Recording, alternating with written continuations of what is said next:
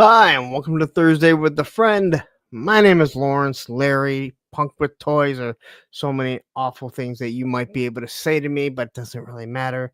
Um, on this special Thursday with a special guest, this is the first time that I have had a guest from across the pond that is going to be doing this live. Normally, when I have someone from Australia or any of the other countries that there's a big body of water between us, we do a pre-recorded one for a time when I'm not going to be around. But this guy said, hey, no, I'm willing to take the day off of work, although it's Good Friday for him, so I don't think he had to.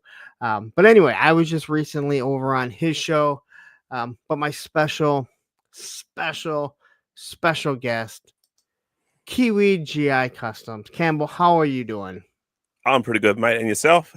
I am doing. I'm great. No one You're great. cares if I'm doing bad. Let's be honest. That's The only true. time people want to see if I'm doing mad is if I'm steroids and I'm yelling and screaming. Then people think it's absolutely hilarious. Come on, we don't take roids, do we? We're not on the juice. Well, not those steroids. Well, people would probably enjoy that one too. No, a while back, I was on steroids, prednisone, and I don't know if you've ever been on prednisone before, but it is, and I didn't know till later on in life. My ex used to be on. They'd put on prednisone all the time, and I had never been on it because I'm sick very, very seldom. Yep. And it was, I broke out in hives, bad. Like my face just blew up. Wow. And they had me on prednisone, and I was like, oh my god! I'm like, I'm so hungry. I'm hot. And again, this was 20 years ago. And Susan was like, she's like, are you hot? I'm like, yeah. She's like, are you hungry? I'm like, yeah, but everything, I'm so hungry, but nothing sounds good. But everything sounds good. And she's like, that's what it feels like. And I was like, what? And she's like, all those times I tell you that I'm hungry, that I hate this drug, that's what it feels like. I'm like, this is awful. But I was on prednisone. I don't even remember what I was on for. I remember what I was mad about. And I lost it. And everyone is super excited for steroids. Look, and here comes a GI Pro jumping in saying, did someone say steroids? Anyway. On the juice. Yes. Enough about my prednisone steroid breakouts. Anyway, so how are you doing? What time is it right there now? It is now looking at the 8 minutes past 1 p.m. on a Friday. And we're a day ahead. Yeah, so we're a day ahead, but it's Good Friday.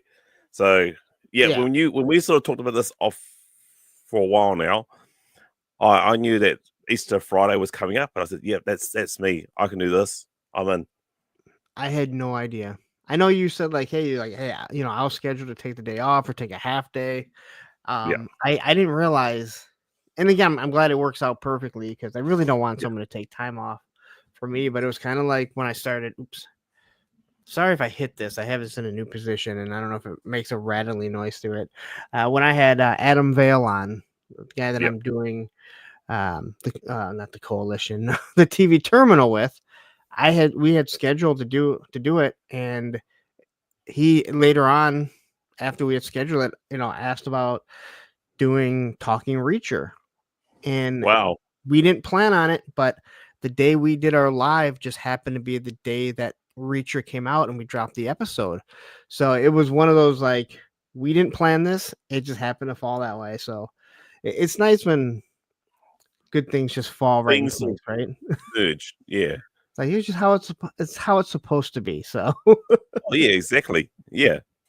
So exactly. Anyway, I am glad that you were able to jump on. Like I said, I've never had it. I mean, I've been on lives with guys from Australia. Yeah.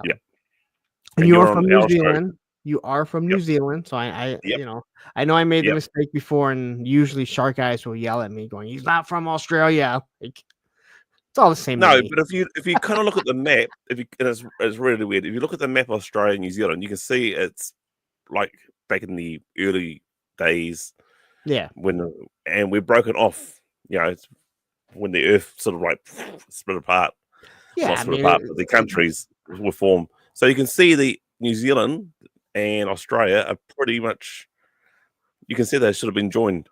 Well, we are basically cousins and brothers in arms, Aussies and New Zealanders. Well, I think most of us don't ever really pay. I mean, most of us in the U.S. we don't pay attention. It's Yeah, like it's like you have all the Asian countries, yeah, then you have all the Australian countries, then you have all the European countries. Um, yeah. Again, like most of you don't know our order of our states. You know, California's on one side and New Yeah, York is on the other side. yeah, And Texas is the big one in the middle. yeah, exactly. Um, I do want to say that Australia and New Zealand do share a common holiday. It's called Anzac Day. That's when we celebrate our veteran troops. Okay. Um, What's it yeah, called? so Anzac Day. So it's Australia, New Zealand. I think it was back in the day, like the war against Gallipoli in Turkey. I'm not a history buff. I used to be, but I've had too many headshots because I used to wrestle too. So my memory's shocking. Yes, I Yeah, remember when I was on, we were talking about it, and yeah. I'll say this: I had a few people go, "Man, that was a lot of fun," but the one guy was hard to understand, and not Was it you. me? No, it was your brother. And I was Oh like, yeah, I go, he has a very thick accent, and it was it was definitely one of those like I'm like as I talked to him more, it was easier to start to understand. But like yeah, when you first tuned in, because I mean a thick accent is one thing, but you guys also have you guys say different terminologies. Shark Eyes is one too. I talked to Shark Eyes a good amount, and he says a specific word that you're not. See you next Tuesday. yeah, You know what word that is, right? You're not supposed to say it on YouTube. Like yeah. over here in the States, see you next Tuesday. That is like one of the most vile words that you can say about someone or to someone. I know what But you mean. Australians just, it's like saying, like us saying dude. Yeah, we say here And we call it G. I'm not going to say the full thing, but we call it a GC, like a oh, good, and yeah, that that's said a here lot. is the highest praise. You're a GC, Yeah. but I said it at a live stream. I did an unboxing, and I did not believe the backlash from the Americans and other countries, and I was like, okay, listen, learn. Do not say that word ever again on a stream And or on a video. so what was funny is that I won't go into what the conversation was about, but we were kind of arguing back and forth in this group chat that we're in. And I'm like, you're the one that's calling this person this. And he's like, that's just a common word for us. And what's kind of odd is like I watch a lot of not foreign films, but like foreign TV shows, and Yep, you'll hear that. Or I'll watch other like YouTube shows or whatever, and you realize like, yeah, that's just like just that's how they say like it's dude to them. yep, But yeah, and again, I am not offended by it. It does not yeah, offend me at all. But I have heard specific people that have like they hate that word. It's just vile. And if you say that about a woman, it's you. I mean, you're usually being very because you don't like them. And you better have a good reason that to call them that. And yet, like, Adam here is just like throwing out there, and I'm like, you're the one that like, and then like, oh, okay, you guys hear and see things way different than we do, and yeah. We do. it, it it's crazy to think in this day and age that because everything is at the tip of your fingers, it's not like it was back in the 80s, Yep. So very it's so weird that things are so different between countries and continents where it's Oh like yeah. everyone's seeing the exact same things. Like why don't we all know like this is vulgar and this is like, this is a commonplace word for you guys, and for me, I don't want it to be a commonplace word because it really does describe someone that you really don't like. Yeah, yeah. As I said, I learned the hard way about that certain see you next Tuesday or Thursday word. Yeah. Yeah. Isn't that weird? Because like if you're just sitting there thinking, this is just common. Like Yeah, again, if somebody had a problem with the word dude, like if that was something awful in yeah. Australia, New Zealand, and then you just happen to be on a live stream and that's who you're mostly talking to, and I'm dropping dude every single other word, and all of a sudden it's like people are like, man, you can't say that. Like, what are you talking about? Well, I say, I mean, because New Zealanders say bro or cuz, hey cuz, and chair. But we also got in New Zealand, we've got a lot of Samoans as well. So there's also, Okay. and I think because it's due to the wrestling, the Usos, it's Us. Luzos? Yeah. Hey, Us. I mean, I was at the gym. Yeah, I was at the gym late last Thursday. I prefer to go after I had dinner because there's bugger all people there. I can use the machines and all good. And this one exercise, and this is Samoan guy, lovely guy, awesome. And I was doing this, and he goes, "Hey, Us, don't you worry about that. Don't. I can see you're struggling with this exercise." And he showed me a different technique on getting the same results. And it's like, yeah, cheer, man, awesome. It's just no. I mean, what it is, I'm trying to strengthen my knees. You know, due to my previous hobbies and all that sort of. Can I say bullshit? I just said it. Oh yeah, yeah, Yeah. yeah. That's a word you can say. A matter of fact, they say that on a lot of cable networks, just basic cable networks.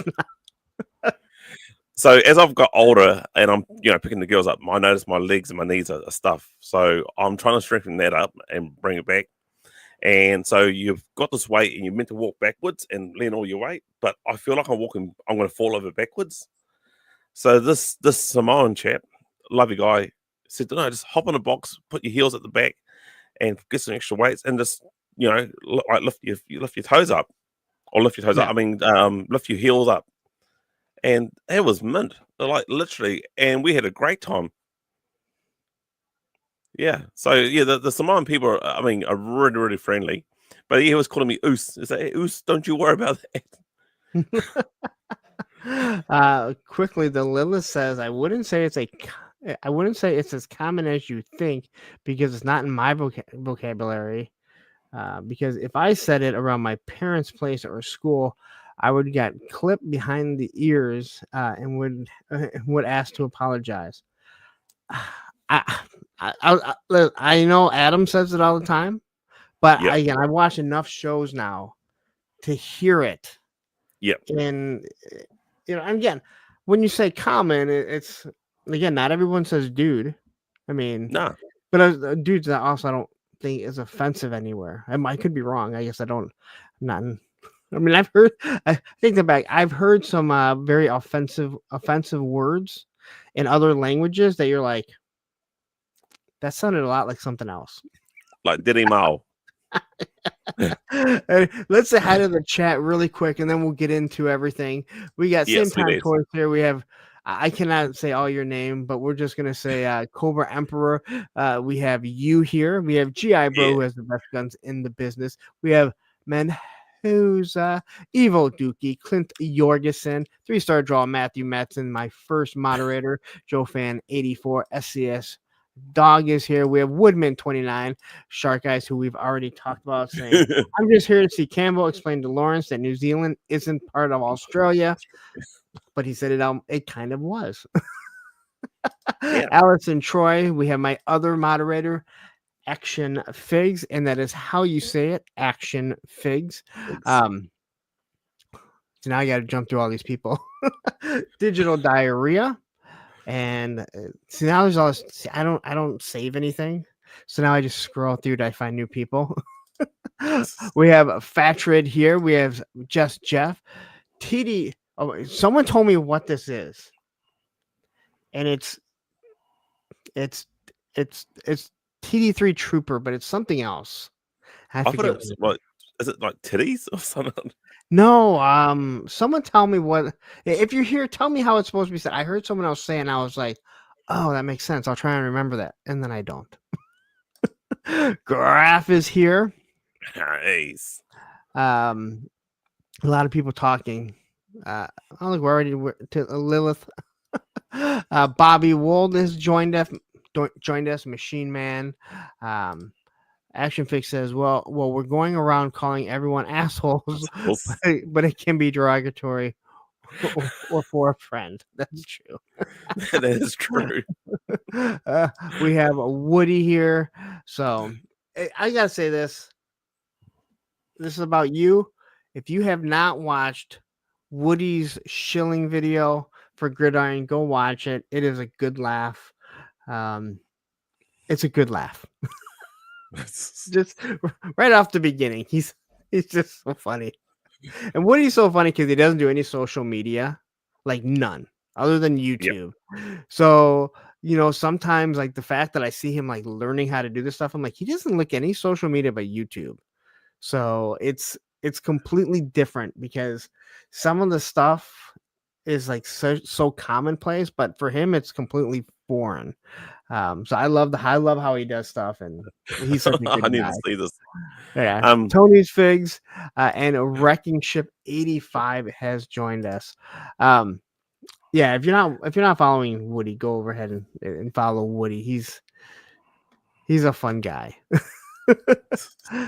Will Murphy jumping in here.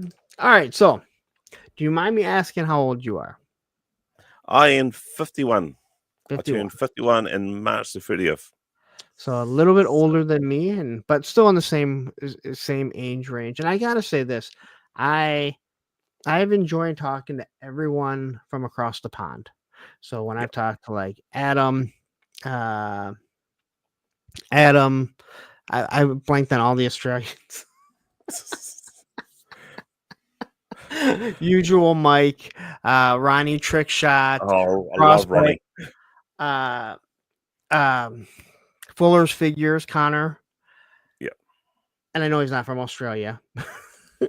I love talking to you guys because it is a completely different era. Yeah. Where today we know everything that's going on, but to understand what G.I. Joe was, Transformers, Star Wars, how you guys were seeing it, I always find it interesting. So I can't wait to get into that. I don't know why I jumped there so quickly, but if you guys don't know, I jump around all over the place. Oh, you're like my brother and myself. Then we always go on a tangent, which makes the show a lot of fun. Yeah, I've learned to try and keep myself to go back to where I want to stay on track. So we get off track, I'll try and take us right back. So anyway, 51, a little bit older than me, but in that same age range. Growing up, what was your Well, first off, where did you grow up at? So we grew up in a town in New Zealand called Hastings. Okay. So that's if you look at the map, obviously Wellington is our capital city. I'm now living in Palmy, so it's basically 2 hours drive from Palmy, and where I am is 2 hours, which is Palmy, 2 hours drive to Wellington. So, but we lived in Hastings, New Zealand, in a real rough neighborhood. Well, not rough neighborhood, but called Flaxmere. But I call it Flaxmere Flash. So you had to sort of, on an early age, growing up to be tough. Okay. Yeah. And you've lived in New Zealand your entire life? Yep. Okay. Sure I have. So growing up, what was your family life like? Were your parents married? Are they still married? Did you have any brothers or sisters? Yeah, well, yep. So my parents are married. I mean, my dad, I was gonna say my old man. No disrespect. When we say old man, it's a lot of love too in New Zealand. Oh no, we use that too. Yeah. So he passed away. Let's see, I've been in this job 7 years. So I would say he would have passed away about 3 years ago, 3 or 4 years ago. Yep. Yeah, they're happily married. Like really, really hard out. My mum, even though she was pretty tough, she was fair. And I reckon that's probably the right way of bringing up a child. Yeah. So, but I do have two brothers. We did actually had a sister that died before I was born. All right. So whenever I go to Hawke's Bay, I at least try and visit my dad's grave and my sister's grave. Hopefully, when I get the time. Now, how much older was your sister? She would have been 3 years older than my older brother. So there's always a 3 year age gap for us. Okay. So my older brother is now 54. He'll be turning 54 this year, and my youngest one, my maths is terrible. He has turned 49. Is that right? Or 48? Well, No, if you're 51, 48. then he should be 40. He should be 48. Yeah, yep. So, but yeah. So my dad worked as a postie, New Zealand Post. He did quite a few other jobs here and there, but he mainly said it was a New Zealand Post. Like he was literally the most gentlest, awesome guy, considering what his old man was. So my grandfather, he went in both World Wars, like World War One and World War Two. So for the first one, he put his age up. There wasn't really much like the documents and all that we have these days. Yeah. So he put his age up, got his goal, went to the first war. Sweet ass. Second war came out. So what did he do? He used his middle name and put his age down. So my grandfather was a tough man. I mean, he loved to fight. He was tough. I was using my fingers. I just wasn't strong on camera. I want to say that there's a lot of people I know that will make fun of me, and they'll probably, as your channel grows, they'll make fun of you. When you're doing stuff live, things work a little differently. Things that you Yes. know right away become a complete blank. Yep. And especially if you're doing it alone or even just with your brother. But when you're doing it alone, like there's this blank. And again, it's all fun and fun and games, but I don't think a lot of people realize as you're doing something live, you also have that, oh my God, come on. And to you, it seems like it's taking forever to remember, and everyone else is probably like, not that big of a deal. Yeah, exactly. You're dead right. Like your mind definitely goes blank. You've also got that like a little bit of anxiety, like, am I lagging? Am I all good? Have you seen any of my live streams when I first started, even till now? I always ask the audience, am I lagging? Oh, that's why now I keep, like right now I have it going on right here. Oh, do you? So then I can see it. I can see if it's lagging. Yeah. So you just put it, like, if I have my cell phone and watch it with the volume down low, I can see I'm good as gold. Yeah. I have two screens. I have two screens, so I'm able to watch it because I forget. Do we use StreamYard when I was on there? Yes, you did. Yeah. Okay. So on StreamYard, you can see when your signal is weak. It actually looks like a little Wi-Fi. It took me forever to figure that out. I'm like, I'm not on Wi-Fi. Why does it keep doing this? And I realized that's when you're losing signal. So if you pull up a website, we'll just use Toy Habits, for example. Worst website ever to bring up because they have so many pop-ups, but that's how they make their money off of it. It'll lag. So I'll watch here. And then I can kind of see if I'm lagging. I obviously can't hear if I'm lagging, but I don't need to worry because someone will tell me in the chat. Or if I'm thinking I am, Matthew messages me and says, like, no, you sound good. You're just paused. Paused. Yeah. Yeah. So where did I got to say it? So my grandfather, right? So my grandfather was a hard man. Hard man. And my dad, got the sort of rough end of the pineapple. That's an Australian slang, but I've also used that too. So are you on about that still? No, I'm gonna highlight that. We're gonna come back to that. So stick around, people. We're gonna ask about the color blindness. So my dad, he basically, once my grandfather died and they're on a farm. So in the war, when you came back, the New Zealand government gave the soldiers some land to build like a farm and all that. So a pretty smart idea for the government, because I know if you had a farm, you're bringing that money back to New Zealand. Yeah. You're producing a product for New Zealand. So they had a farm in Midhurst, which is in New Plymouth. And so when he died, and even though my dad was looking after the farm quite well, my grandmother decided, I don't think he can handle this. And she sold the farm without him knowing. So then my dad was kind of lost, and they moved to Hastings. I mean, good thing they moved to Hastings, because then he met my mum, so I wouldn't be here. So, um, so, but yeah, he is the most. My man, my dad is probably the most gentlest man. I've never heard him swore. I Wow. never heard him. No, I never ever heard him swore. Maybe it was due to my grandfather. I didn't know my grandfather really. Well, I don't know. He died before I was born. Um, and my mum, yeah, she was a real. She was really really tough, but really really Okay. fair. Yeah, and much to my parenting now, I'm taking my mum's approach. Like if I remember us talking about this when I was on. yeah, so if I my kids played up, and even though we can't smack our kids, which I miss those days. I miss those days in the 80s. I mean, I learned the hard way. If I did something wrong and I got a smack, and I'm a sort of a slow learner, I did it again. Then I realized, oh yeah, okay, that's why I got that smack. So don't do it. So you can't smack your kids now. There's a law here in New Zealand. So my idea is take the kid's favorite toy. So yeah, that works out for a certain amount of Two of them. time. And then it got to the point where my kids are saying like, "Take it. I don't care. Take the toy." My God, that is That is so frustrating. It yes, is it so is. frustrating. It is. No, again, there's a reason why they say World War II, like greatest generation ever. Yeah, yeah, And I remember, I remember my dad smacking me on the legs like one time yeah, because how I was acting, and it was the fear of my dad being mad at me. yeah. That's what kept me in line. The kids Yeah. today, they truly have no Mm. because Oh, no now and respect. again, there's such a huge difference between someone who spanks their kids and someone who beats their kids.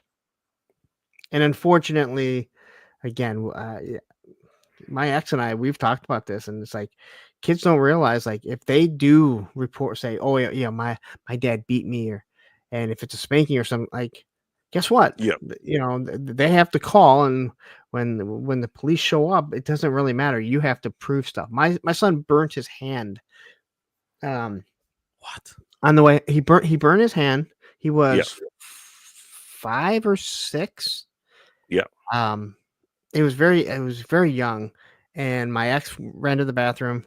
He was in the kitchen, and he leaned forward, put his hand on it, and it burnt his hand. And Wow. we had to go. We had to go down. Had to go down. Um, well, she took him to the ER because I was literally on Yeah, my way home when she told me. Took him to the ER. They sent him down to, Detroit, where they handled the children's hospital. Well, I had to go home with my daughter, so she stayed the night there. The next day, when I came in, they had to yeah, talk to me separate. They had talked to her, and they wanted to make sure there's no child abuse. And yeah, I understand that because I don't have anything to hide. yeah, But there are people that is how they would discipline their kids, which is yeah. awful, right? That But is really, and really it's bad. awful that you have to think about that there are people that, that's how they would discipline their kids. Yeah, yeah, So I like for me, I have no problem. Like you're gonna talk to me, that's fine. I think you should because I have nothing to hide and I didn't do anything, nor did his mom. But there are parents that unfortunately will do stuff like that, yeah, yeah, you know. yeah. So But I'm probably classed as my girls. It's I've got to stop this too. So they've got a bit of a smart like voice. And it's my own fault. So they go, "Yes, sir, Colonel, sir," to me. I go, I said I never managed in the army, but it's because they've obviously heard my younger brother like he used to say to me, "Yes, Colonel." And like, it was a running well, joke between my brother and I, and they've heard it. okay, so when you said yes, Colonel, all I could think of was Colonel Clink Yeah, from Hogan's Heroes, and I'm like, you do kind of look like Colonel Clink, which I recently started watching. My dad used to love that. My dad used to love that show. My mom yeah. hated it. She's like, "There's nothing funny about that era," you know. No, And now that I watch it, I'm like, this is hilarious. Like my mom was right. There's nothing funny about that, but yeah, God, it was so good. yeah, yeah. It's yeah. It's obviously through. We're a big fan of Stargate, so Colonel, Colonel Clink, watching Aloha Low, which is a once again set in World War II sitcom TV show. Awesome show, Aloha. Yeah. So yeah, Colonel Clink, yeah. But once you said that's what your daughters refer to you as Colonel, I was like, you kind of look like Colonel Clink. Yeah. So I said to my girls, like, He had a monocle, right? He had the monocle. The monocle, yep. Yeah. Yeah. You should get a monocle and do a show like that. I'll try actually. Oh, Little said, don't forget Dad's Army. So Dad's Army is also a good show as well. Like, I've never heard of it. Have you? Oh, it's a great show. If you can find it, it's awesome. So, but yeah, so we're getting off track here. That's we've almost made it to your brothers. Yeah. Yeah. So yeah, my mum, as my dad did a lot of he did a lot of courier driving and shift work. So he did like not exactly night shift, but in the middle shift. Like he comes home late. Like quickly, he was murdered. Yes. He was murdered. I thought he was murdered. Yeah. Yeah. He got into adult film and then he was murdered. Yeah. Also, Richard Dawson was also in Hogan's Heroes. I'm watching. I'm like, God, who the hell is that guy? And I'm watching. I'm like, oh my God, I totally forgot that Richard Dawson, who did. So Hogan's Hero was a lot of shows on the Saturday morning for us. Like we had the Saturday morning cartoons, and then it was like Get Smart, Star Trek. Sorry, no, I was wrong. Get Smart, Hogan's Heroes, and then Star Trek. And Star Trek was always the last one. And, like we loved this. I'm talking about like we were like watching these shows in the 80s and reruns, you know, late 90s. Loved it. Absolutely loved it. I'm rewatching Star Trek Deep Space Nine, and then I'm going to go into Star Trek again because it just intrigues me. But yeah, they need to on Netflix. They need to bring back Hogan's Hero on Netflix. That's a great show. Hogan's Heroes is on Amazon. Was it? Sweet. Like what yeah, Amazon? It's on Freevee on Amazon, I believe. Sweet. If you pull up Amazon and you type in Hogan's Heroes, and I'm assuming you have Amazon. I'm blown away anytime someone says they don't have Amazon. I'm like, how do you not have Amazon? Like, doesn't everyone just have it? Like, yes, Richard Dawson was in The Running Man. That's like the moment I remembered he was an actor. I was like, oh, that's right, he was in. But that's not how we think of him. We think of him as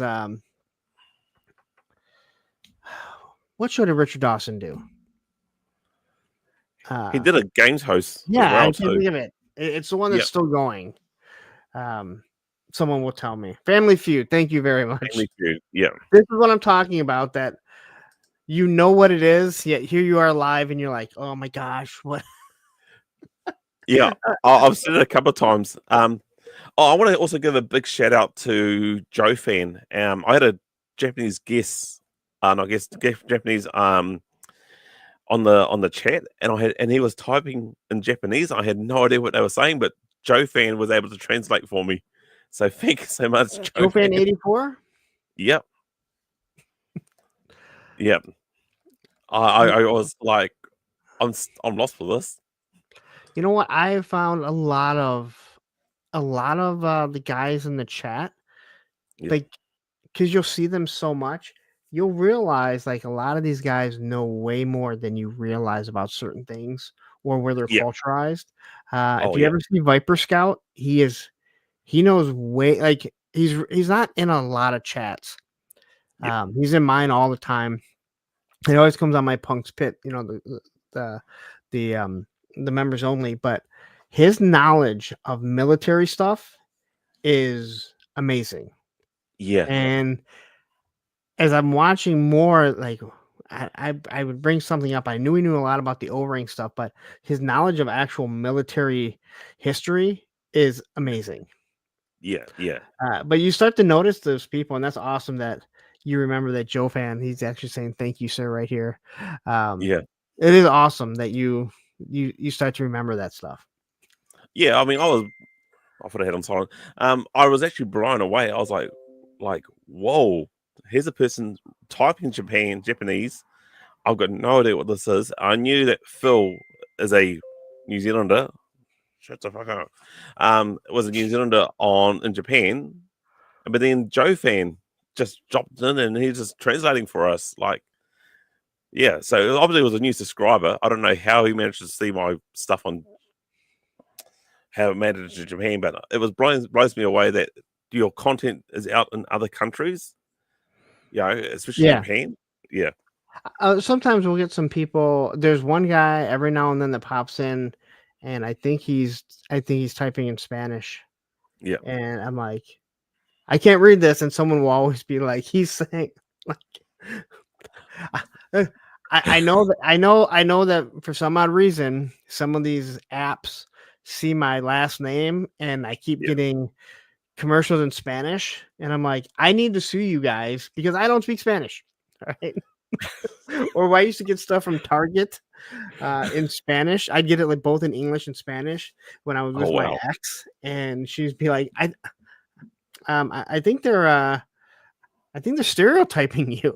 Like, oh yeah, they are. The saddest thing in this day and age, especially in this country, I could probably sue them and win. Oh really? Your people sue and win over all kinds of stupid things.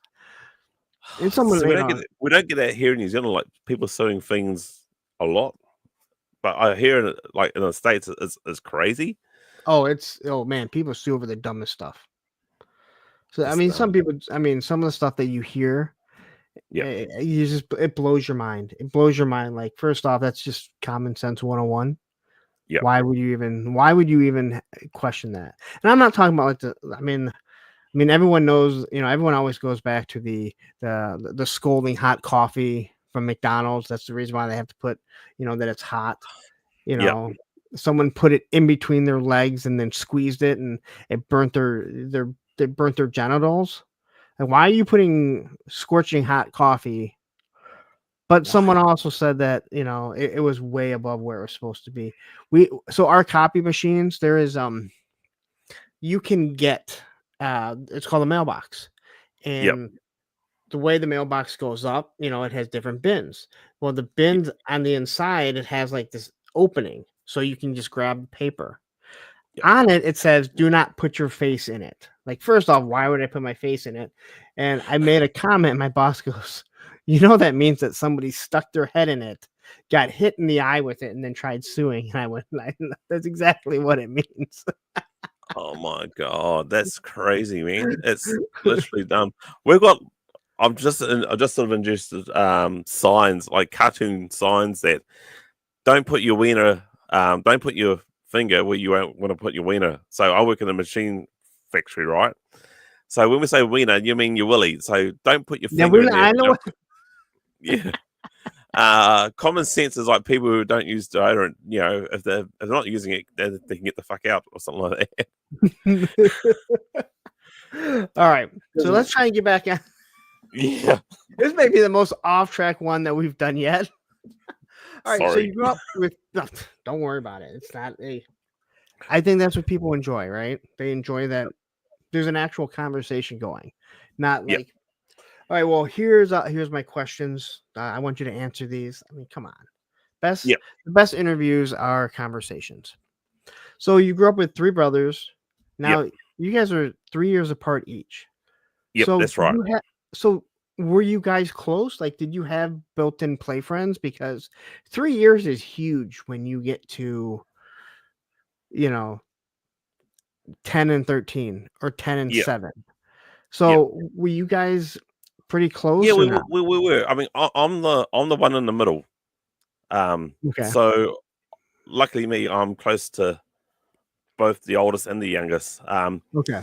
But yeah. So I think looking back now, like we had a fondness for Star Trek back before we even had GI Joe. So it was Star Wars and Star Trek. Yeah. We both love them both. Okay. We both love them. So And I recall on the motion picture film, my mother getting, I'll say my mother because my dad was working.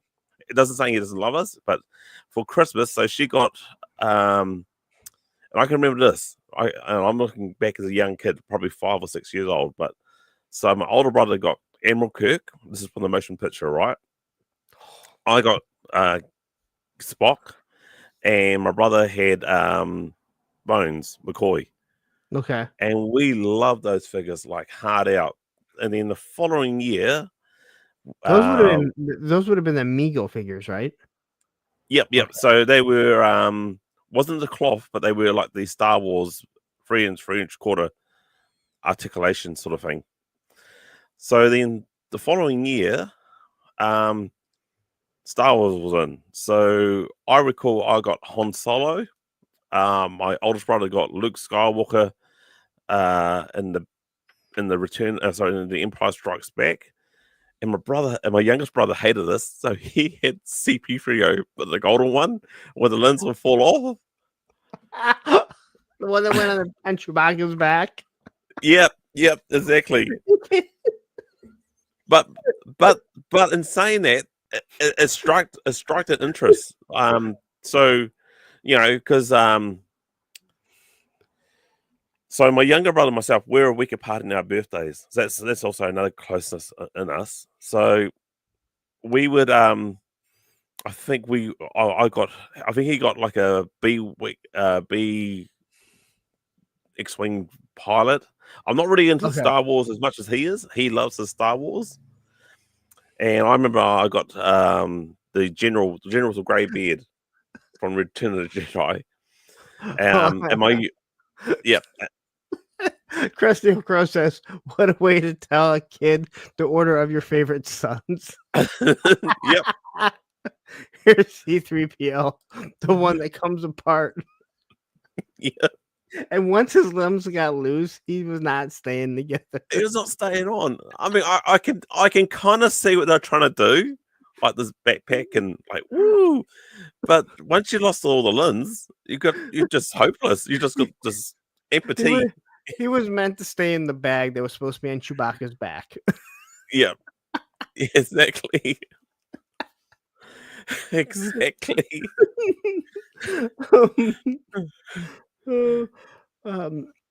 Yeah. All right, so let me. Do you remember like the first, not the first toys you fell in love with, but like, do you remember your memory of the first toys you played with? And again, I know for us over here, people my age, it's usually Hot Wheels, the Adventure People, stuff like that. Do you remember? Yeah, for me it was first toy. We get a it's like a toy that's made here in New Zealand, and it's called the Buzzy Bee. Okay. Check it out. So it's basically a bee, like mention it's a bee. There's a big ass wheels and a cord, and you pull it, and the wings start making around, flapping around and making this noise. It's called a Buzzy Bee. It's quite famous here in New Zealand. I've actually brought one for. I don't know why we didn't got one for the oldest daughter, but we brought one for the youngest daughter. Well, as Krusty said, what a way to tell a kid the order of your favorite sons. This is just girls, your daughters. So now we know which is your favorite daughter. I sometimes wonder that myself too, and I hope my wife's not watching this. But I'm just lately, I've been wondering that. Oh, believe me, there's times. But in saying that, my oldest daughter wants me to come out of retirement and train her to wrestle, because the oldest daughter and myself has started watching wrestling together, and that's really cool. We'll get into that because I remember we talked about that, and that's extremely interesting. But yeah, that would be the first toy, and then it went to like Tonka trucks. Oh, Tonka trucks are so much fun. Yeah. Those things were meant to survive. They were meant to be smashed. They were meant to survive, and they did. Yep. Okay. Ed is saying Fisher Price made Buzzy Bee toy. Don't care who they are. It was famous here in New Zealand. It is that he knows so much about toys, like Yeah. the history of stuff. Um, he's a nerd, so um, Nerds are cool. what? Nerds are cool. Yes, they are. He said in the States it was. All right. Yeah. So, what was the first toy line that you remember just kind of falling in love with? Straight off the bat, GI Joe. So Even over Star Wars, because Star we Wars had came first. Star Wars Uh, came first. yeah, Yep. Um, but you didn't and have that was a huge and love that was for great. That was awesome. You know, they were the. But for me, it was when GI Joe came out. The extra articulation. That's when I fell in love with GI Joe. it. Yeah. Yeah. Yeah. The Lilith is saying, and that can be a tongue twister. Some of the Tonka trucks became some of my early joke vehicles. Yeah. Oh man, Yeah. they were so good for anything. Like, Yeah. They were so awesome. Also, another thing, we had Action Man as well. okay, Yeah. So Action Man, if you know from Analog Toys, so they're the big 12-inch. And if you see some of my videos, I do the Hall of Fame GI Joe or convert yeah. a modern Action Man into a GI Joe. So yeah, so it was Star Wars, then it was Action Man, but Action Man for just a one parent working was pretty expensive. Like most toys now are always expensive, but you Oh, I know, hear about it. yeah, I hear about yeah, how expensive things are and people can't afford them. yeah. Oh, there's my good buddy Lambs on the show. I was about to ask. He just popped up. I have never seen him, so thank you for joining. Yeah, he's another Kiwi. Says Buzzy Yeah, Bees are a New Zealand staple back in the days. yeah, sure is. All right, so you said GI Joe was like the first love that you had, but you said you Yeah, also had Star Wars. Now I gotta ask, did you see Star Wars early on? Like when you were getting the toys, yeah, had you already seen the movie? yeah. I did. So they did a thing which they should never allowed to do. So the school rented the video of Star Wars. Then they had like We, kids. we talked about this, didn't we? I I think. think so. Yeah, yeah. So they rented the video, and then you had like kids buy hot dogs, and you get to watch the movie Star Wars. And then I think they had a couple of classes off, but the kids who buy it was a way to raise money for the school. Great idea. I thought it Yeah. was a brilliant idea. And I watched Star Wars, and I loved every minute of it, every second of it. It was insane. So I went home and I started talking about Star Wars. Like, yeah, Star Wars this and so I get really passionate about something that I've seen and I remembered. And so my older brother didn't get to see it. I don't think. No, he was already off at another school, and my younger brother wasn't even at school then. So I was like this selling point. I was a salesman at a young age. Not and hard to go to sell this Star Wars on kids, let's be honest. and go to this toy shop and basically say like, yeah, there is that Star Wars and all that. And obviously, my mum must have paid attention because everyone was into Han Solo. Okay. Like just that bad boy, Han Solo was the man to me, and still is. Han Solo is the man. So yeah, she got me Han Solo. Unfortunately, my young brother got to see me because I suppose he was still quite young. So there's no. I suppose she thought, well, look, he's not going to swallow a gun. He's not going to. But the arms and legs come off. That's my best guess. Uh, that was truly the figure that, like, if you got, you're Yeah, like, why? Why? yeah. Why? I mean, but we were really grateful though. Like money was quite tight, so anything like that we didn't. Unlike my daughters now, just and I said to kids like, your son becomes self entitled, and I don't appreciate that. And I try to teach them or tell them like back in my day, it was any toy that you get was a bonus. See, I think saying that money was quite tight, and then he still got the C3PO that came apart really shows their lack of love for him. Money's quite tight. You're gonna deal with this C3PO. But the No, funny thing is no now guns for you. my youngest brother is more of a Star Wars fan than me. He's G.I. Joe, but he's more into Star Wars than me. That's the funny thing. And the funny thing is, I now love the droids. I love CP3O, the droids. So I've completely switched. I love the robots. It's so weird. Krusty says, I remember crying when I got my first Star Wars action figure at Christmas. It was Obi-Wan, the old guy that died. He didn't die. He just accepted he became a Force ghost. Yet, who would have thought that some young guy many years later would make him like the coolest Star Wars character? Oh yeah, Ewan McGregor. Yeah. The only reason why I asked about this, about Star Wars was because I know when I had Usual Mike on, he had never seen Star Wars. Now, Usual Mike is a huge Star Wars fan, and because we were talking, and I always had an issue. Star Wars was the only toy that I can remember that I couldn't play it different than the movies, and I think just because they're so iconic, right? This is what happens. Where he's like, I didn't have that because I didn't know what the lore was. I didn't know what Darth Vader was or Obi-Wan or any till later on in life. So he had these and he could do whatever he wants. And I've talked to many people, and they've not all, most of them have said the same thing.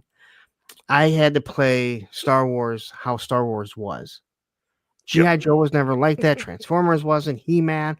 But for some odd reason, Star Wars, and not some odd reason. I think we know why. It's so iconic. It's so burned into our brains. But again, Dagobah, you're like, no, Chewbacca wasn't on it. So no. Han Solo, no, you weren't there. All right. Yeah. There was Luke Skywalker, Yoda, C3PO, and in a way, Darth Vader. And you were dead correct too. So because you see the film, you had to play it out how it is. Yeah, I remember getting the Han Solo in the trench coat, but I was so fascinated with the how he got frozen that and tell me if you guys in the chat, have you ever done this? You got your Han Solo, put him in a thing of water, put him in the freezer, put some more water, and there you go. You're playing out the scene where he gets, and I used to get like a magnifying glass outside in the hot sun. I must have got terribly sunburned hard out, melting the ice so that he's defrosted.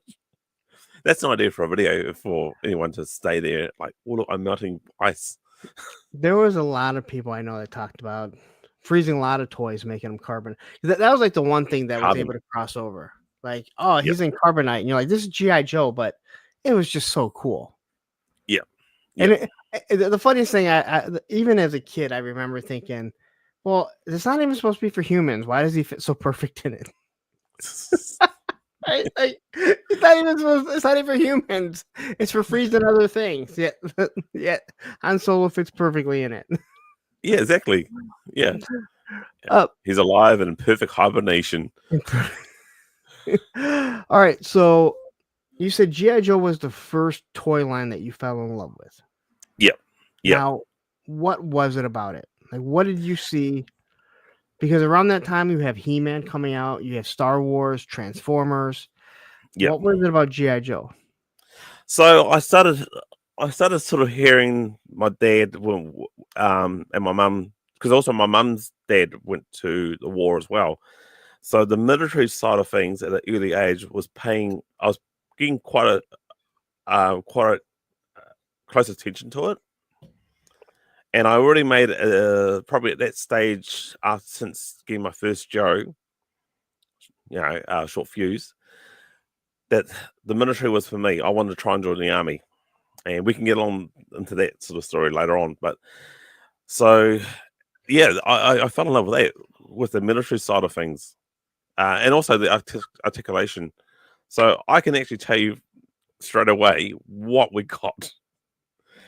So my oldest brother, once again, he got Flash.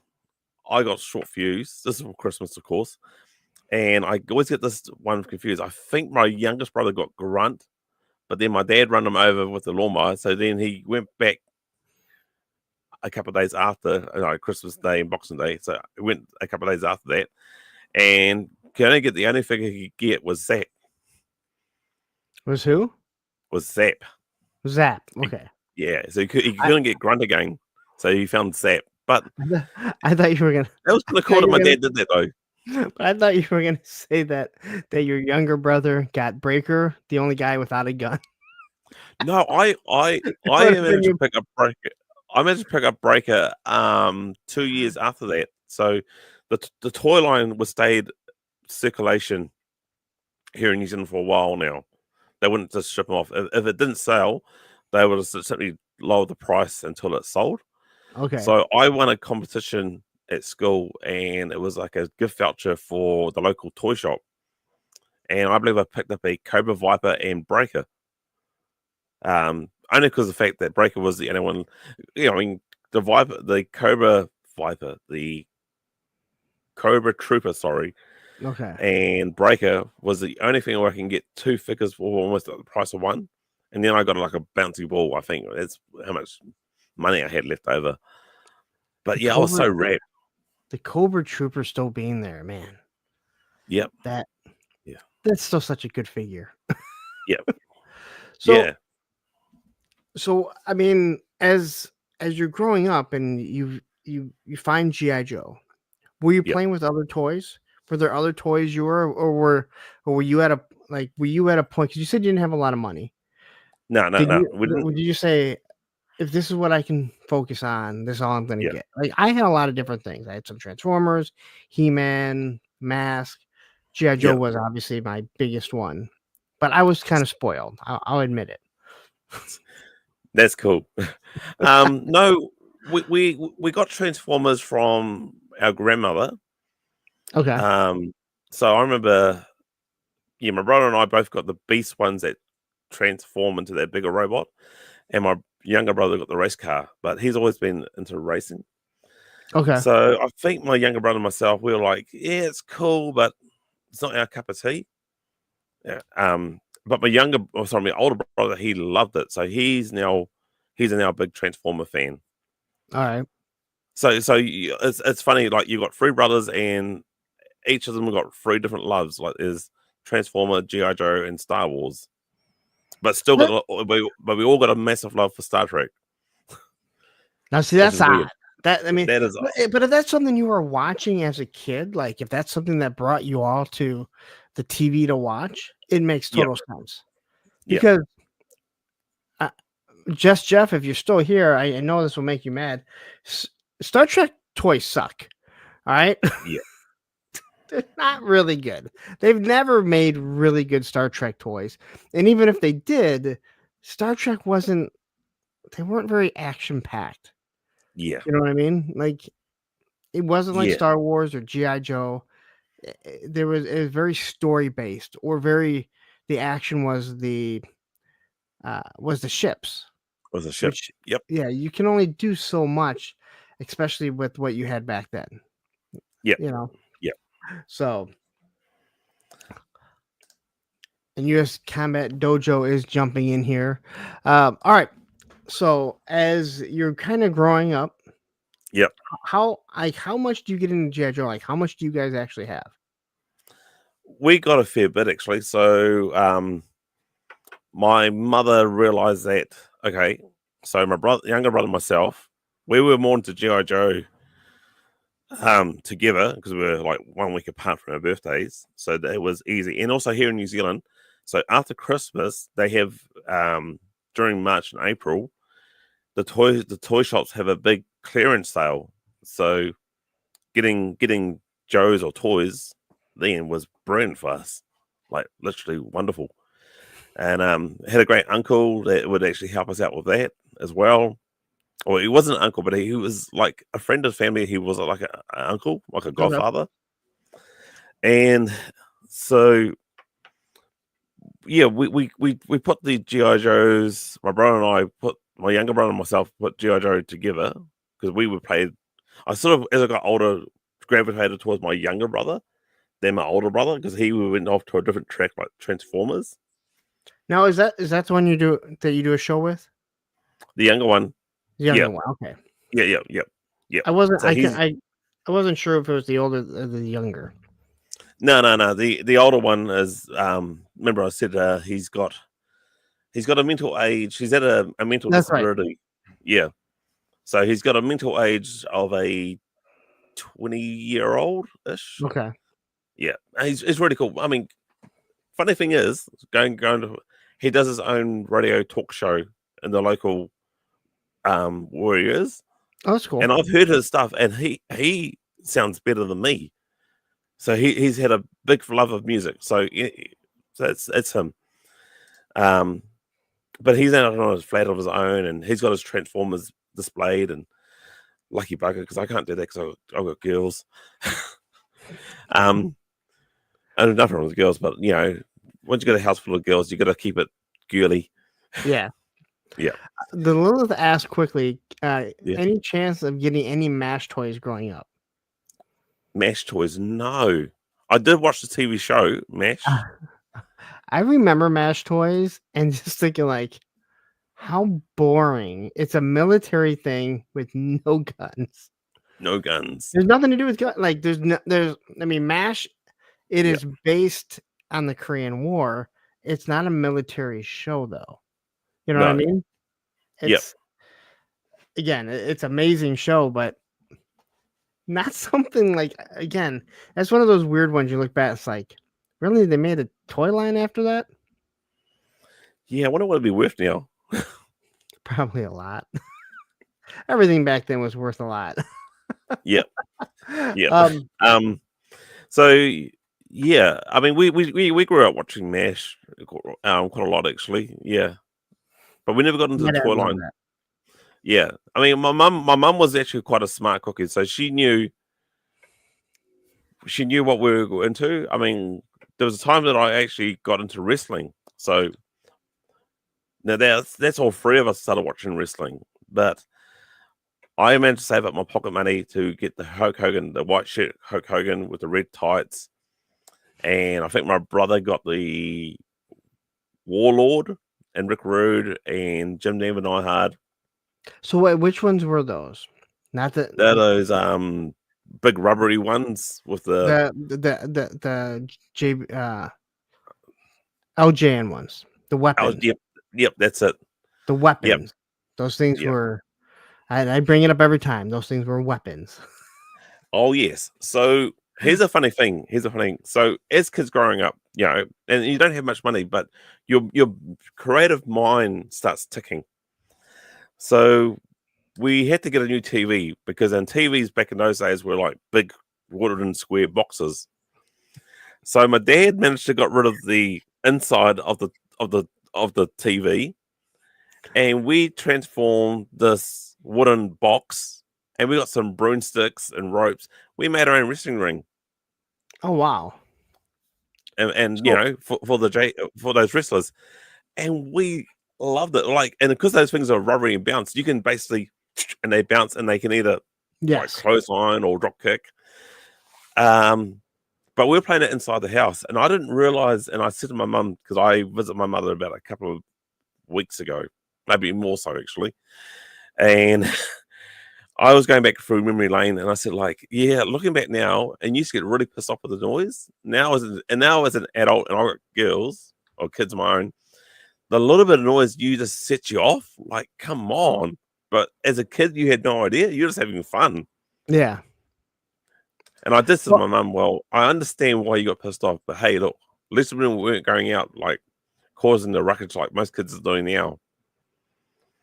So, well, yeah, but no one was expecting that either. But she just said that she was quite pleased that like we use our imaginations to come up. It said like we couldn't afford to buy you a wrestling ring, so you made your own, which is probably why like my channel, I can't afford to get stuff now because it's quite dear. So either I get stuff and I either fix it or make something that's close to it. No, and that's what we learned back then. Like you said, like that's what we learned. But it's awesome to think like, because again, I remember as a kid spending hours building G.I. Joe bases. Yep. And you look at it now, and you were doing dioramas. You didn't realize it. Yep, exactly. Playing in the garden, Yeah. dioramas, building tunnels. And Yep, so it ton of was rats. absolutely crazy when you look back. Like I was already doing this stuff, and again, we know we were customizing when we were kit bashing GI Joe stuff, but we didn't know that it was customizing. And you kind of look No, back and you say, well, some of us still have that love. We tell it. didn't realize what we were doing. Yeah, But you get into wrestling yeah, now. What started? Now I'm assuming this is when you're starting to get older. yep, Now, how does your schooling work? Because for us, it's like kindergarten to fifth grade. Then it's the middle school is yeah. usually 6 to 8, and then 9 to 12 is our high school. How did your school go? Okay, so we got kindergarten. Um, it's all changed here now, but anyway, back in the day in '80s, it was kindergarten, which is my best guess is probably like 3, 4, 5, and then once you hit 5, you go to school. So that's primary school, Okay, or primary school. So you stay at that until you hit intermediate. So intermediate is when I believe it's 10, 11, 12. Was this 2? No, sorry, I believe it could be 2 years. So it's 11. Sorry, it's 12. Yeah, it's 11, 12. As soon as you hit 13, you hit high school. okay, that sounds And about right. then after that, if you're clever enough or rich enough, you can go to uni. Yeah, Um, university is your college, yep, yep, that's right. but college is if you go to college over there, that's your junior college, right? Yeah, yeah. Well, no, As uni they is call it. yeah, yeah. So high school is you can go to high school until you and then leave school, like to the very end, and that's you either get a job or you go to uni Okay. or be an adult. So on the dole is basically no job, unemployment, getting money from the government, dole bludgers. So as you're growing up, Yeah, as we all do, we do start to grow out of toys. But you said yeah, you guys got into wrestling. Now, yep, that's right. did you continue to collect or play with toys? Now you have a younger brother, so you have this built-in play friend. Yep. So So the younger brother and myself got into wrestling hard out. We'd still had our Joes, but we boxed them away because also we're okay, getting into girls as well, and also your high school friends. Like if you still got, it's funny back in the day. If you sorry I said it loud. If you had still had your figures and toys, and your high school friends knew that, man, well not your friends, but you'll get teased like crazy. Now these days, if you still no, got them, your class is like, whoa, you're a legend. yeah, Like my workmates say, like, "Well, you still got that?" yep, no, that Um, there's a new yeah, generation where if you're let's say you're 11, 16, 17 years old, if you collect toys, it's not looked down upon because yep, all these athletes do it too. yep, So no one yep, really thinks of it, and you have all these superhero movies where, again, most people in high school back in our day, you're not going to let too many of your friends know you are playing with toys yep, or yep. So collecting. I basically boxed them away and put them to one side, concentrated on girls, and also the fact in during high school I wanted to concentrate trying to get into the army as well. So I Okay. didn't want any distractions. So, but it's another story. So in between the army, we've also my younger brother and myself fell in love with wrestling, and so he grew up to be a lot bigger than me, my younger brother. He grew up to be a beast of a person. And so he got the nickname. I was already in high school 3 years before he was, and he joined high school as a fur former, yeah, which is big in the beginning, but he was built like a brick shit house. And rumors going around that there's this bully basher. So he he was defending the ones who are getting picked on. So he was called the bully basher. He would get the bullies. So I saw a way to exploit that, and I ran my own protection racket. So, and then after that, one of the nerds or one of the younger ones said, like, "You guys got into wrestling?" So then we started training for wrestling. All right, At so that. okay. So you said you guys got into wrestling. You created your own Yeah. wrestling ring with the LGN figures and everything.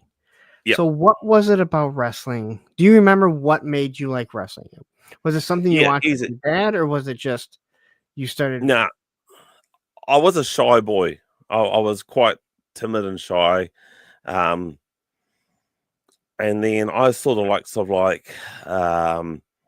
the model Rick Martel, Hulk Hogan. They were characters that were like Rick larger than Martel? life, and yeah, I used to do a personation of the model. Like when I said here, and I used to be a lot thinner. So, because Was his going back fragrance to arrogance? arrogance, yep, You and had Drake to that St. big Robert, pump that he'd come. yeah, I'm the model, yeah, the arrogance, yes, and I used to it transformed me. So I will sort of get it into like a character and like sweet as. But my younger brother, he wasn't much of a talker. So yeah, wrestling actually helped us came out of our shell, really. So then But before I took wrestling, I took ninjutsu. I took martial arts because I was actually the weak link. Funny, the oldest one's son became the weak link.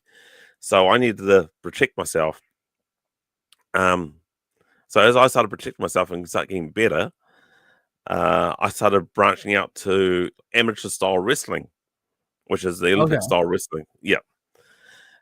Because the sensei said to me, like 9 times out of 10, most fights are going to be close quarter combat. So, he says, like, go into wrestling because you're going to be more into that. So sweet. Did that. I invited my younger brother to this. Kiwi wants to know if you stripped down to your undies and wrestled the neighborhood bullies. No, not as such, but we did hit the old sleeveless shirts and track pants, and yeah, I've had a few accidents where the track pants were split. Thank God the jocks are on and all that. So where was I up to? Oh yeah, so took him to the wrestling school in Napier. So Hastings and Napier is another city, but it's about 30 minutes away, and that's the only time I actually had a class.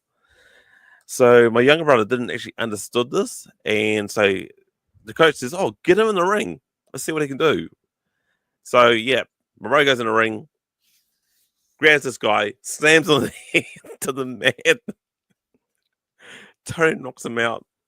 He's doing all this, and the coach says to me, like, "Get you and your fucking brother out of here." And I said to my bro, like, "It's not that type of wrestling, mate." But as we left, we also got called on by another guy. Who says, like, you guys should do professional wrestling. So he says, like, I run a backyard wrestling thing back in Hastings. So, oh yeah, cool. We're into this. Yes, we did. Bugger all training and all that. We did probably about 2 to 3 years of backyard wrestling, All right, so I and know I'm we going back about 18 or 19 years old, something like that yeah, so was my age. I know we discussed this. So is this during high school or is this after you graduate? It was after, so it was it was basically a bad patch in my life. So I tried to get into the army, and I tried twice. So I failed because of my back. Okay. Um, yeah. So you said let's do backyard wrestling. My back is too bad to be in the army. Let's do backyard wrestling. I think that's funny enough. I get credit where credit due. I think is why my um the wrestling actually helped me. So I had a thing called Sherman's disease. So if your spine is normal rectangles, mine was forming as triangles, and it was moving up and down the spine. And Okay. the doctor said if it settles to the lower part of my spine, I would have been paralyzed. So they gave me a whole heap of various exercises and all that, like hard out, to try and make sure that this hump, and it is a hunchback I've got, to go up. Okay. So I didn't know about that until I actually tried to join the army, and I failed on the medical exam. So I got the written, I did the physical tests, but when it came to the medical exam, they said, "Well, you got this. Go check your doctor out." And I said, "Well, my back feels fine. I'm good as gold." And sure as shit, I've had this, but that didn't sort of help me. I had this other bright idea. So my other bright idea was to get my younger brother to join the army for me, and we'll swap identities because we looked so much alike back then. That was my master plan. Did you graduate high school? Yeah. I'm only asking. Yeah, I did. I mean, my brother dropped out. But I'm asking you, like, I had this bright idea to have my brother sign up, and then I was gonna take his place. Yeah.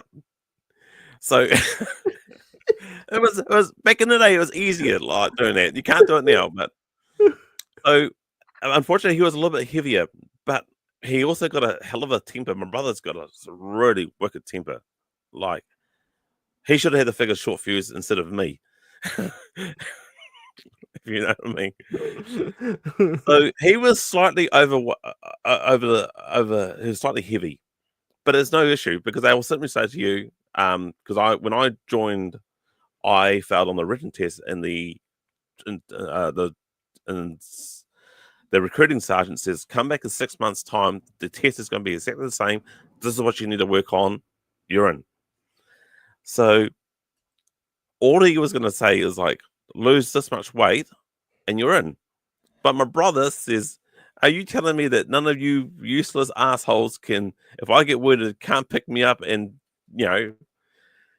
So I'm sitting there waiting outside in the car in the parking lot and all this, and he comes out and says, "Yeah, bro, you're not getting in." So then I freaked out because all my high school career, all my high school was working on trying to get in the army. I had no plan B. So I was like, shit, what are we doing? So we need some money. So then we accepted the fact that right, let's get into wrestling.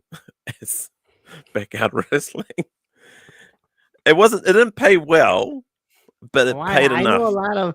I know a lot of those independent wrestlers, and I've known a lot over the years. And when you realize it's like, oh, you made just a little bit more money than I made from skateboarding.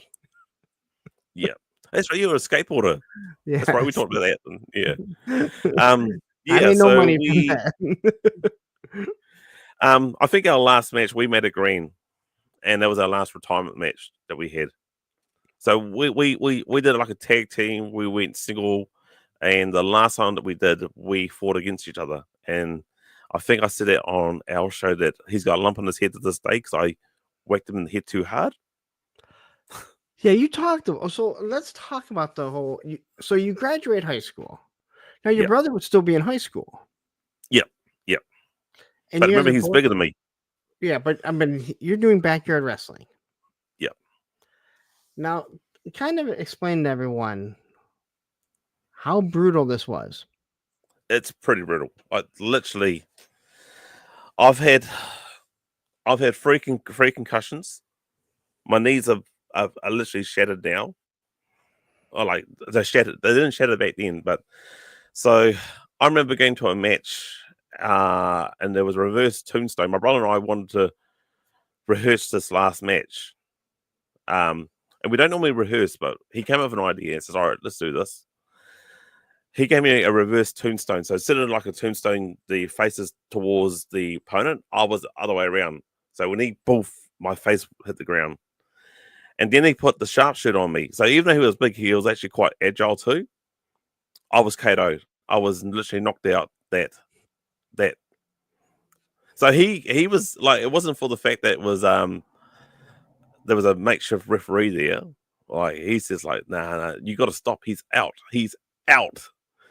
And I came through it, man, my head's killing me and glassy eyed, so you got the concuss. And then whoa, my back's killing me, my legs are killing me. What the hell happened? Like what? He says, yeah, he put the sharpshooter on you, but because you're knocked out, you couldn't tap out or anything. And he just stayed on that sharpshooter longer than he should have. This is your younger Yep. brother, right? Yep. I've done diving elbows, diving headbutts. Diving headbutts is like Chris Benoit. And Please don't be like Chris Benoit. Brian. No. I've just finished watching the documentary Mr. McMahon on Netflix. Oh, you just finished that? Hit home to me. Yeah, it was all stuff I already knew. That sort of hit home to me. Yeah. Now, when your brother did this, yeah. Now you were out. Is there any footage of this? No, because I just want to know if while he was doing this, anything. I was just wondering if there's any footage of while he's doing this, he's like, "This is for fucking me getting C3PO." You froze up. I thought it was a funny joke. You still there? Am I right? You froze up there. I thought I froze up for a second. Yeah, I'm here. You did. No, I saw that. I just wonder if you.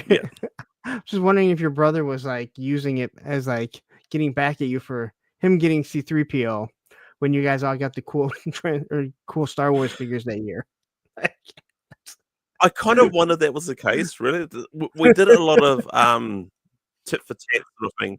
Like there was a chemistry. Like when we did the tag team together, we were all good, and then it got to the point that we were sort of basically getting sick of each other for a while. I can only imagine. So he what he said that I'm getting sick of setting him up and you to sort of take the credit, and I'm like, oh, and the guy that was sort of seeing this says, I can see a storyline here. Well, we didn't actually know much about storylines because we were still quite young. Like, okay, what do you mean by that? Says, let's go over it. Like, you guys are gonna break up. Okay, cool. But before you break up though, you're gonna go single and he's gonna go single for a while. Okay, cool. And then when you're gonna do a special tag team, I remember how it happened. So we did a special tag team. We came back to a tag team, and there was a hit that I did. So I was meant to hit this guy with a chair, but the guy ducked and full force. My brother ran towards the head, and he's got this lump. And just but he didn't knock him out. Didn't knock my brother. Just this sheer anger on his face, and I knew I was in shit. I knew I was fucked, and I was like fucking shit scared, man. Like bolting it, and so lo and behold, I didn't know that the guy that was he was meant to take the hit, right? So, but last minute, the guy who was promoting says, "All right, I want you to lunge forward so that so my brother gets the hit." Now, my brother and I did not know about this. Like the guy was hopeless, to be honest, and it was always in a different location because it was quite illegal to do this. That's why it wasn't filmed. I mean, he made a bit of money, and we made some money, but it was always quite illegal. So our matches were quite short and sweet. So he wanted you to hit your brother, but didn't let you guys in on it. Yep. Wow. That's pretty low. That was low. Yeah. I remember we were fully retired. And dangerous. Not even just, it's dangerous. That's dangerous. Yeah. So we were fully retired. We came back to Hawke's Bay. We were invited to watch the show. And then he pulls aside and says, hey, look, I'm 2 men down. I need you guys to suit up and start wrestling. And I was like, hang on, mate. We haven't done this in years. But okay, lo and behold, we did it. We did one last match. And yeah, I did some major leg. I mean, my knees were already stuffed as it was. And I did some major leg damage to the point that I was hobbling around and I had to get time off work.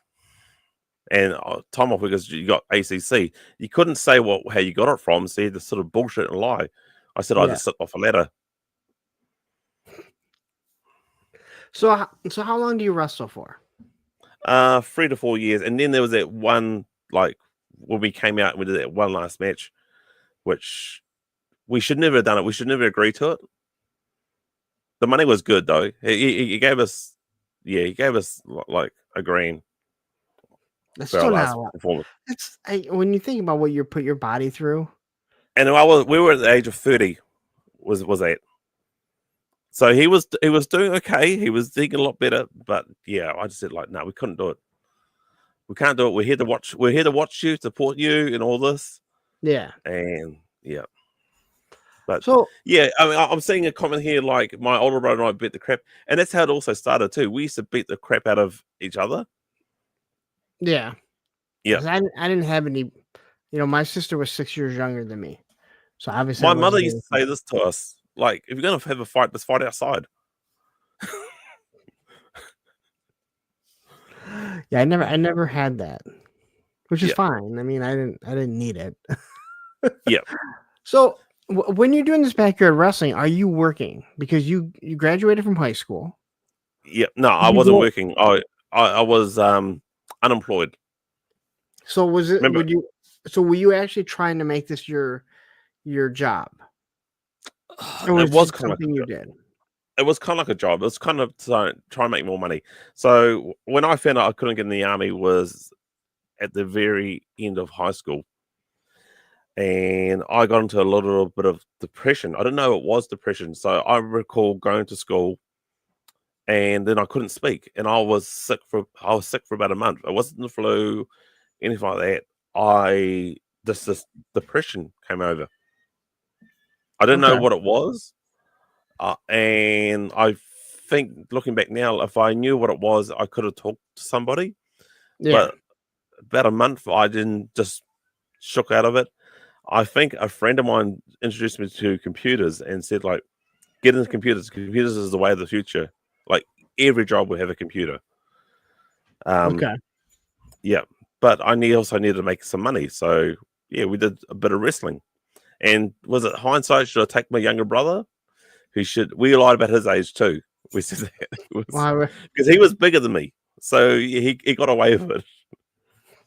you already had this plan for him to enlist in the military for you. like, Yeah, and remember, I started like lying to some guy doing backyard wrestling couldn't be that difficult. and I started a protection racket too in high school as well. Yeah. Yeah. How did that go? Like, that is interesting. That went really well. I didn't accept money, but I just needed help with schoolwork. So Okay. yeah, and same with my brother. So we were okay. It was just like my spelling was shit. My spelling and maths is shit. So I just needed a bit of extra tutoring in that, and I saw an opportunity like, well, anyone can ask for money. I don't like asking for money because I know our background because didn't have enough money. Yeah. So I don't want to rip anyone off. But I said, look, how about, you can help us out with our English, maths, and we'll offer you a service to be protected by the bully basher.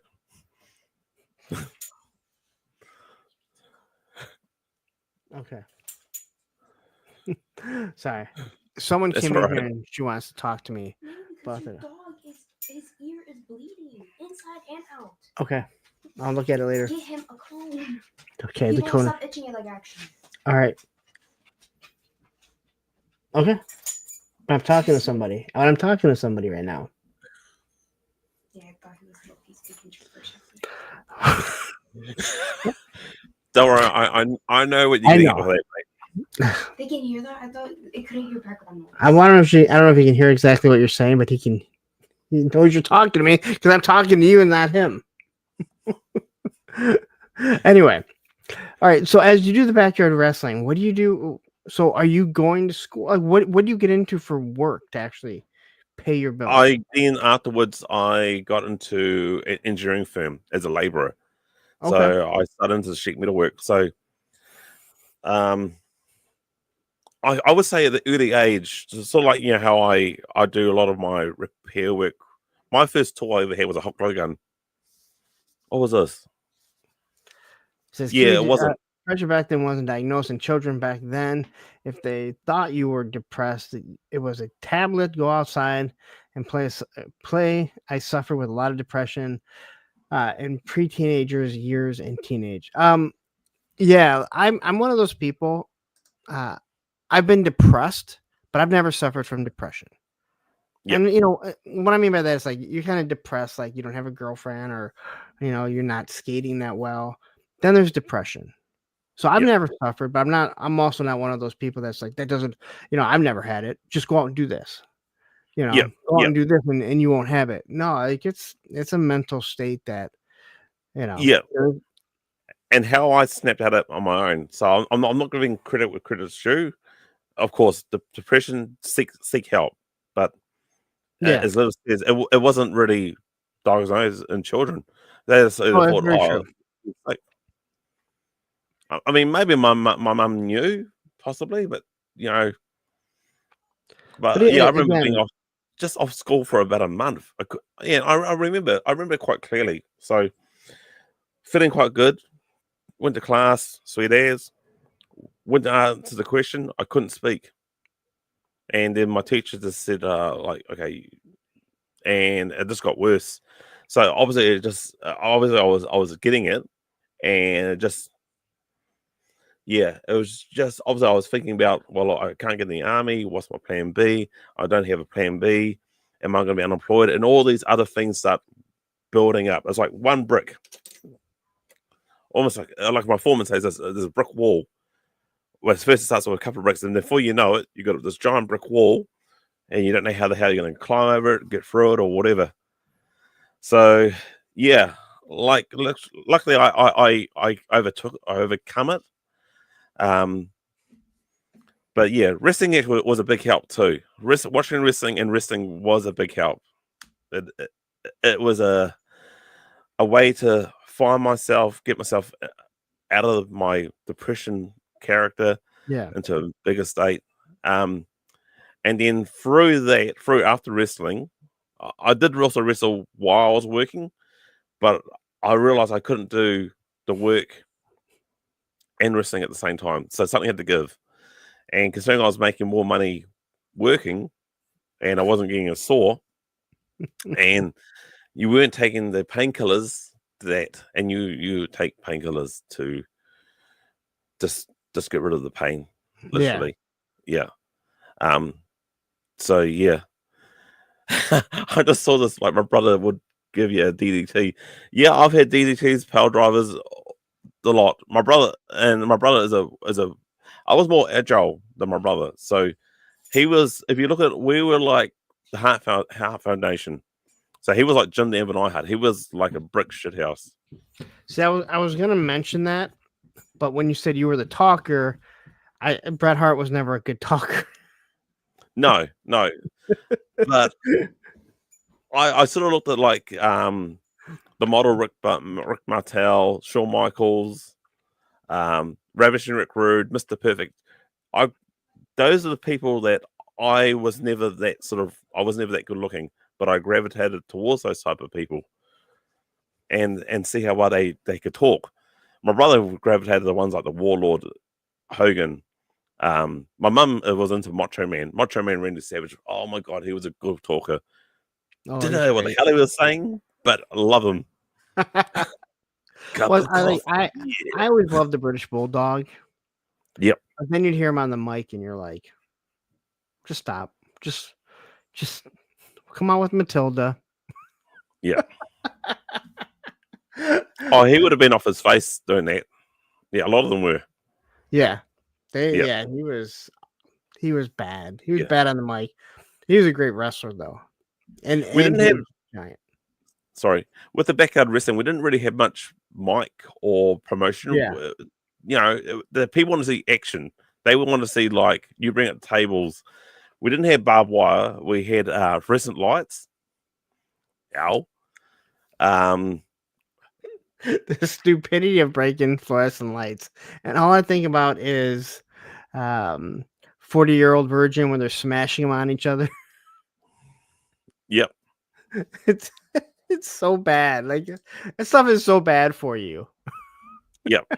And I'm not one of those people that I'm not one of those people where I'm like, oh, God, everything's, it's going to give you cancer, because everything gives you cancer. My daughter actually said it the other day. She said, everything gives you cancer, but smashing fluorescent lights, like, it's like, It was good to see.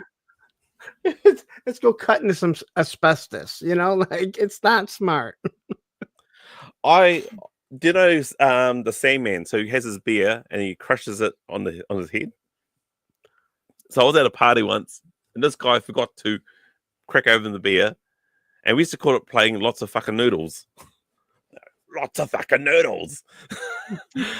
But he forgot to open the can, and he knocked himself out. He had this nice ring mark on the. But that's the trick. How the Sandman does that. He crack opens his beer, and as he's doing it, he's crushing it with his. Yeah. So that's the trick of the trade. The blading. Yeah, I mean, I'm giving out a lot of secrets here, but yeah, that's for real. I don't think there's secrets anymore. But I was kind of like, oh yeah, I don't want my face to be cut up.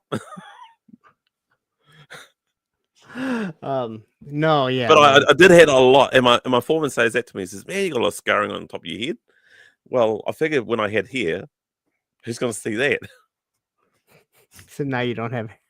No, I didn't know I was going to go bald and do like my old. I should have seen it. My old man was bald, so I should have guessed that I was going to be like that. Same with my youngest brother. It's like, oh, fuck it, shave it. So after the backyard wrestling, you get into the workforce. Yep. Now, what are you doing, and is it something you're still doing? Kind of. I've gone back to it. So I did sheet metal work. So we were making anything out of sheet metal. I've got this for example from my work, which I've taken. So this is basically a sheet. Oh, where's the camera? Right here. So that's done on a press or a folder. Okay. Yep. I've grabbed that because it was someone made a bit of a fuck up at work, but I can make something out of it. And we were making, my first job was gas barbecues and gas heaters and barbecues. I didn't deal with the gas part of it, but I had to make the outer shell of it. And then from there, I then got into the gas part of things. So we were plumbing our own gas lines and all that as well. Yeah. So, and then sorry. Oh, go on. I'm sorry.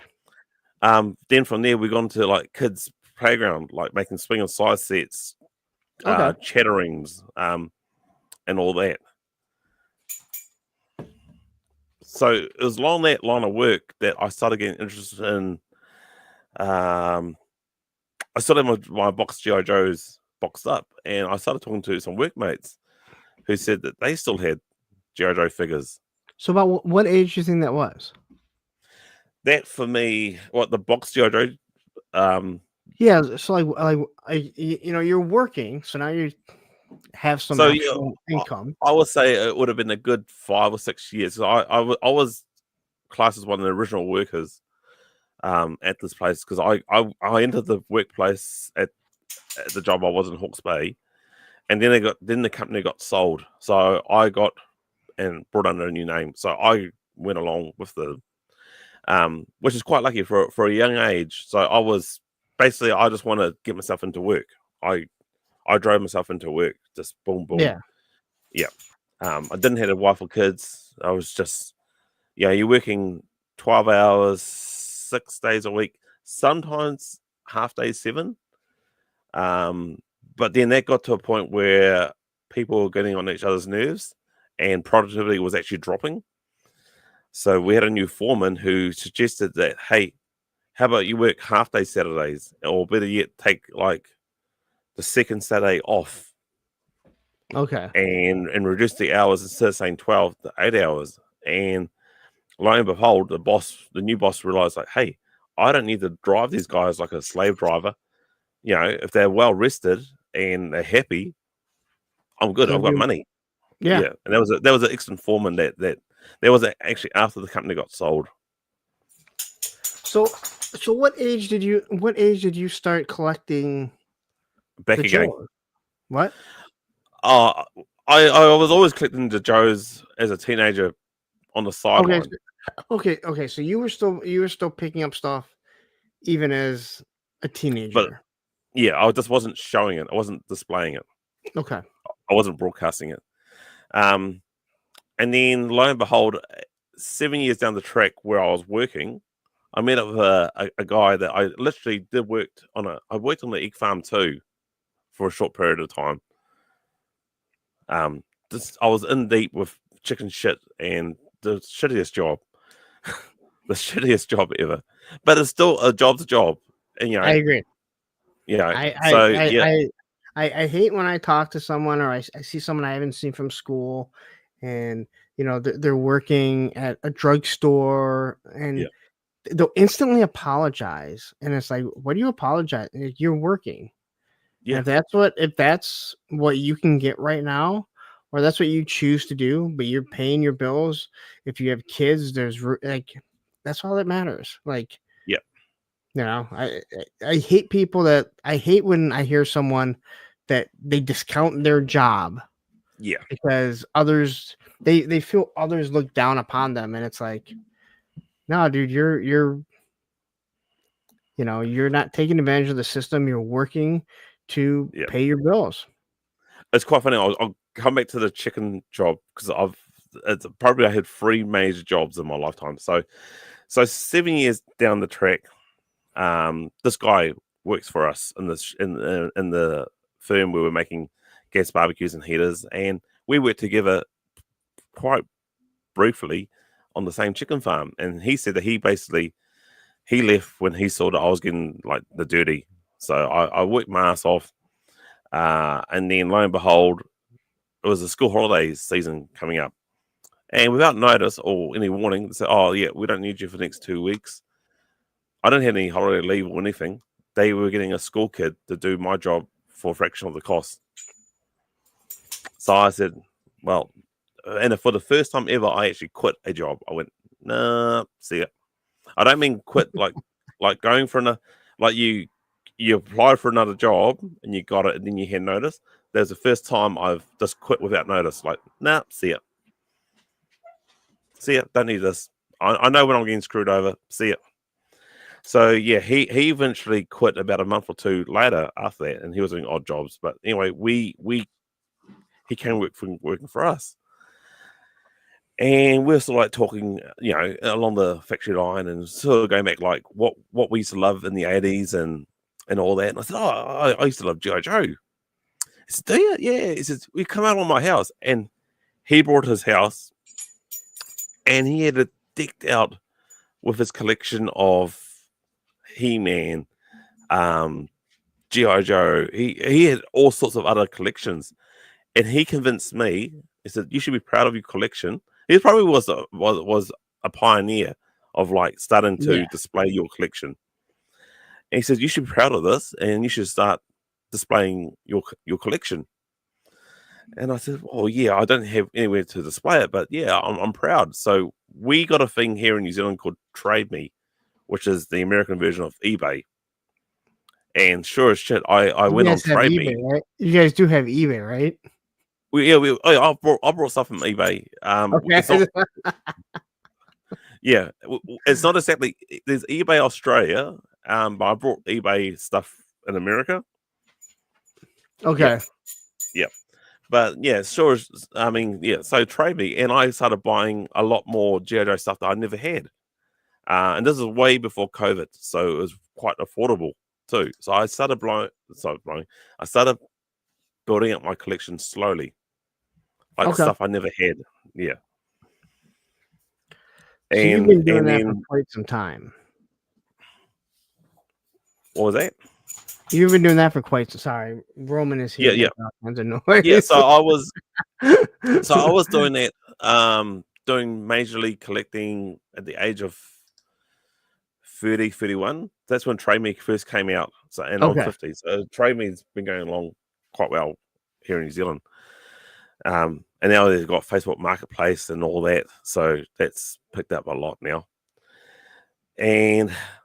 But the only thing that really worried me, because I wasn't dating at the time. So it got to a point where I was like, all right, I'm getting older now. I should hit the dating scene.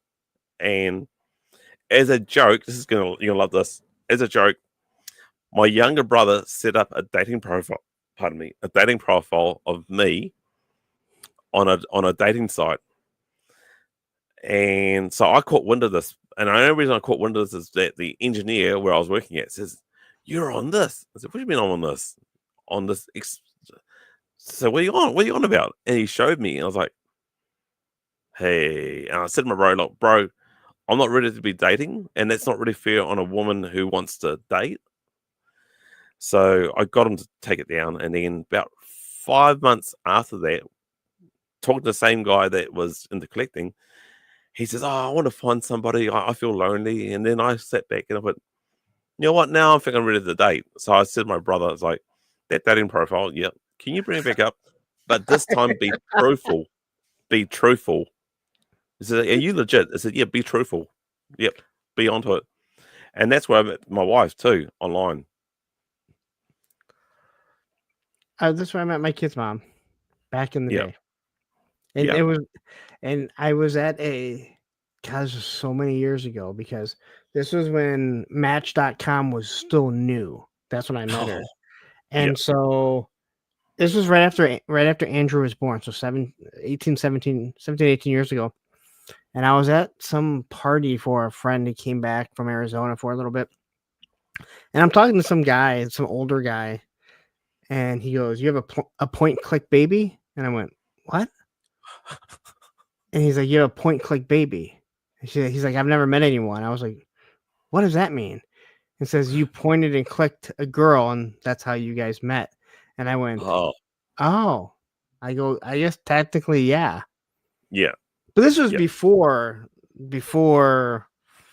all the dating sites. Yeah. There was Yeah. Match. I don't even know what other sites there were. I mean, Match was still very new. It didn't cost any money. Yep. Same I here. think It's you quite could free. yeah, because I know I didn't pay for it. And that's Yeah. how I met their mother. And Yeah. lucky me. It was pretty much, it was on the, because Trade Me had a side thing. You can buy houses and all that on Trade Me.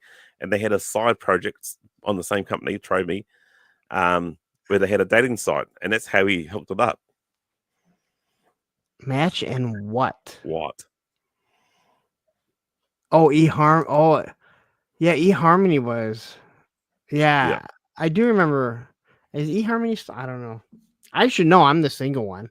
I don't go on. I haven't been on any dating sites other than Facebook dating, Yeah. where I just swipe every now and then.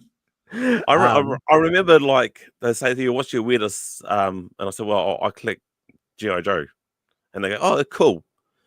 Um, but then you don't hear from them. You go, "Yeah, I know what that cool is." But with my wife at the moment, yeah. So she goes, "You said you collect G.I. Joe," and I literally, "Well, okay, here's a box and here's a drawer for them."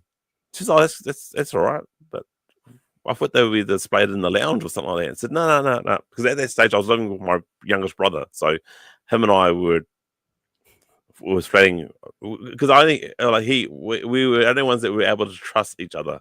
And also, he was having an eye operation. So I was a caregiver. So I was getting also money from the government as a Okay. caregiver as well as working. We've already heard how you take care of your brother with a chair. Yeah, that's probably why I accepted it. Really, I felt sorry. So yeah. So yeah, I was a caregiver, but the thing is, I had to be with him. But he says, no. As long as I got breakfast, sus, I'm all good. I'll just stay in that chair and just chill. And so he couldn't move. He couldn't do anything for about a year or so. That was his Oh eye wow. operation. Yeah, Oh wow, yeah, that's crazy. yeah. And that's the one. It's the Barrett's podcast, the youngest one. Okay. Yeah. So yeah, so that's how my wife sort of met, and she's been really supportive with my collection, like so much so that when I was younger, like I say, a newer version of Destro or Snake Eyes, I used to sold the older version. I didn't think anything of it, And then she said to me, if you're a true collector, you should be collecting all the versions of that figure. So, fuck it, you're right. So I ended up had to buy what I sold again. She sounds like an enabler. I know. I've dated some women, obviously, and it's one of those things when you're like, it's one of those things when you're just like, they're like, oh, that's cool, you collect toys, and you're like, yeah, Yeah. and then they see it and they're like, oh, you collect toys, and I was like, told you. It's not like I Did pick she? up something little here, something like, yeah, I have Was she issues. thinking about like 6 toys or something like that? Or you collect 6 toys? Yeah. No, yeah, Yeah, I'm yeah. I've had that. Like I literally had before I met Cole, my wife, someone literally was like, "Yeah, I'll be there in like 5 or 10 minutes." Like, whoa, hang on, we haven't really had a date or anything. But she was suspecting I had like a room, like the red room, like a dungeon, and yes, yes, she was disappointed.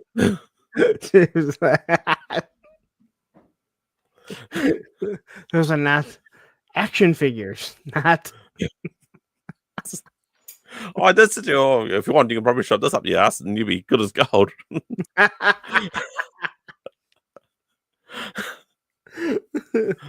All right, so you've been collecting, like you said, when you went into this relationship with your wife now, Yep, you were already collecting. yep, Now, yep. does she collect anything? Or is she just very understanding of this hobby? Yeah, she's more into books, into reading. I love you, honey, if you're watching this, but she's got no stickability. So she'll start something and then she'll get bored with it and then move on to the next one. How am I in this relationship long enough? I have no idea. Even I start to wonder, to be honest, lately, like, is she bored with me? But no, she's not. She's not bored with me. But she does. She's got no stickability. She'll start something and then, yeah. So maybe she's still trying to find herself or what. But she's always been to reading. That's one thing. Is just reading. But now does she collect books? Yeah, she collects the books. Okay. Yeah. Was it you that I was saying?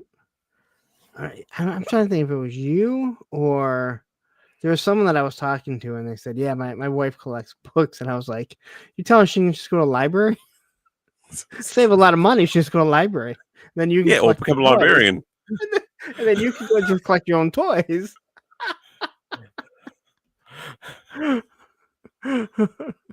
um, should have passed on Punk's details to her. He has a dungeon. Yeah, you know that, right? Yeah, you got a dungeon, haven't you?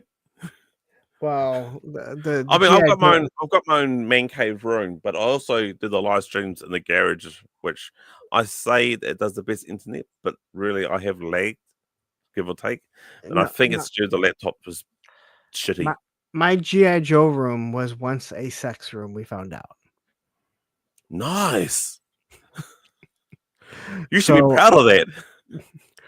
well, it was how it was found out, or how we pieced it together. Because we bought this place, my ex and I, when we when we moved in here. Yeah. There was a lot of, because this is a townhouse, but Yeah. the guy that lived here originally, he put a lot of brick, a lot of glass block, and there were certain things we didn't understand. Now, when we bought it, it was a foreclosure and a rental at that. So that family or that couple had moved out a long time, and the room that became, which is the GI Joe room now, it was my daughter's room. It's in the basement. There was stuff that we just didn't understand, like how the glass block was built.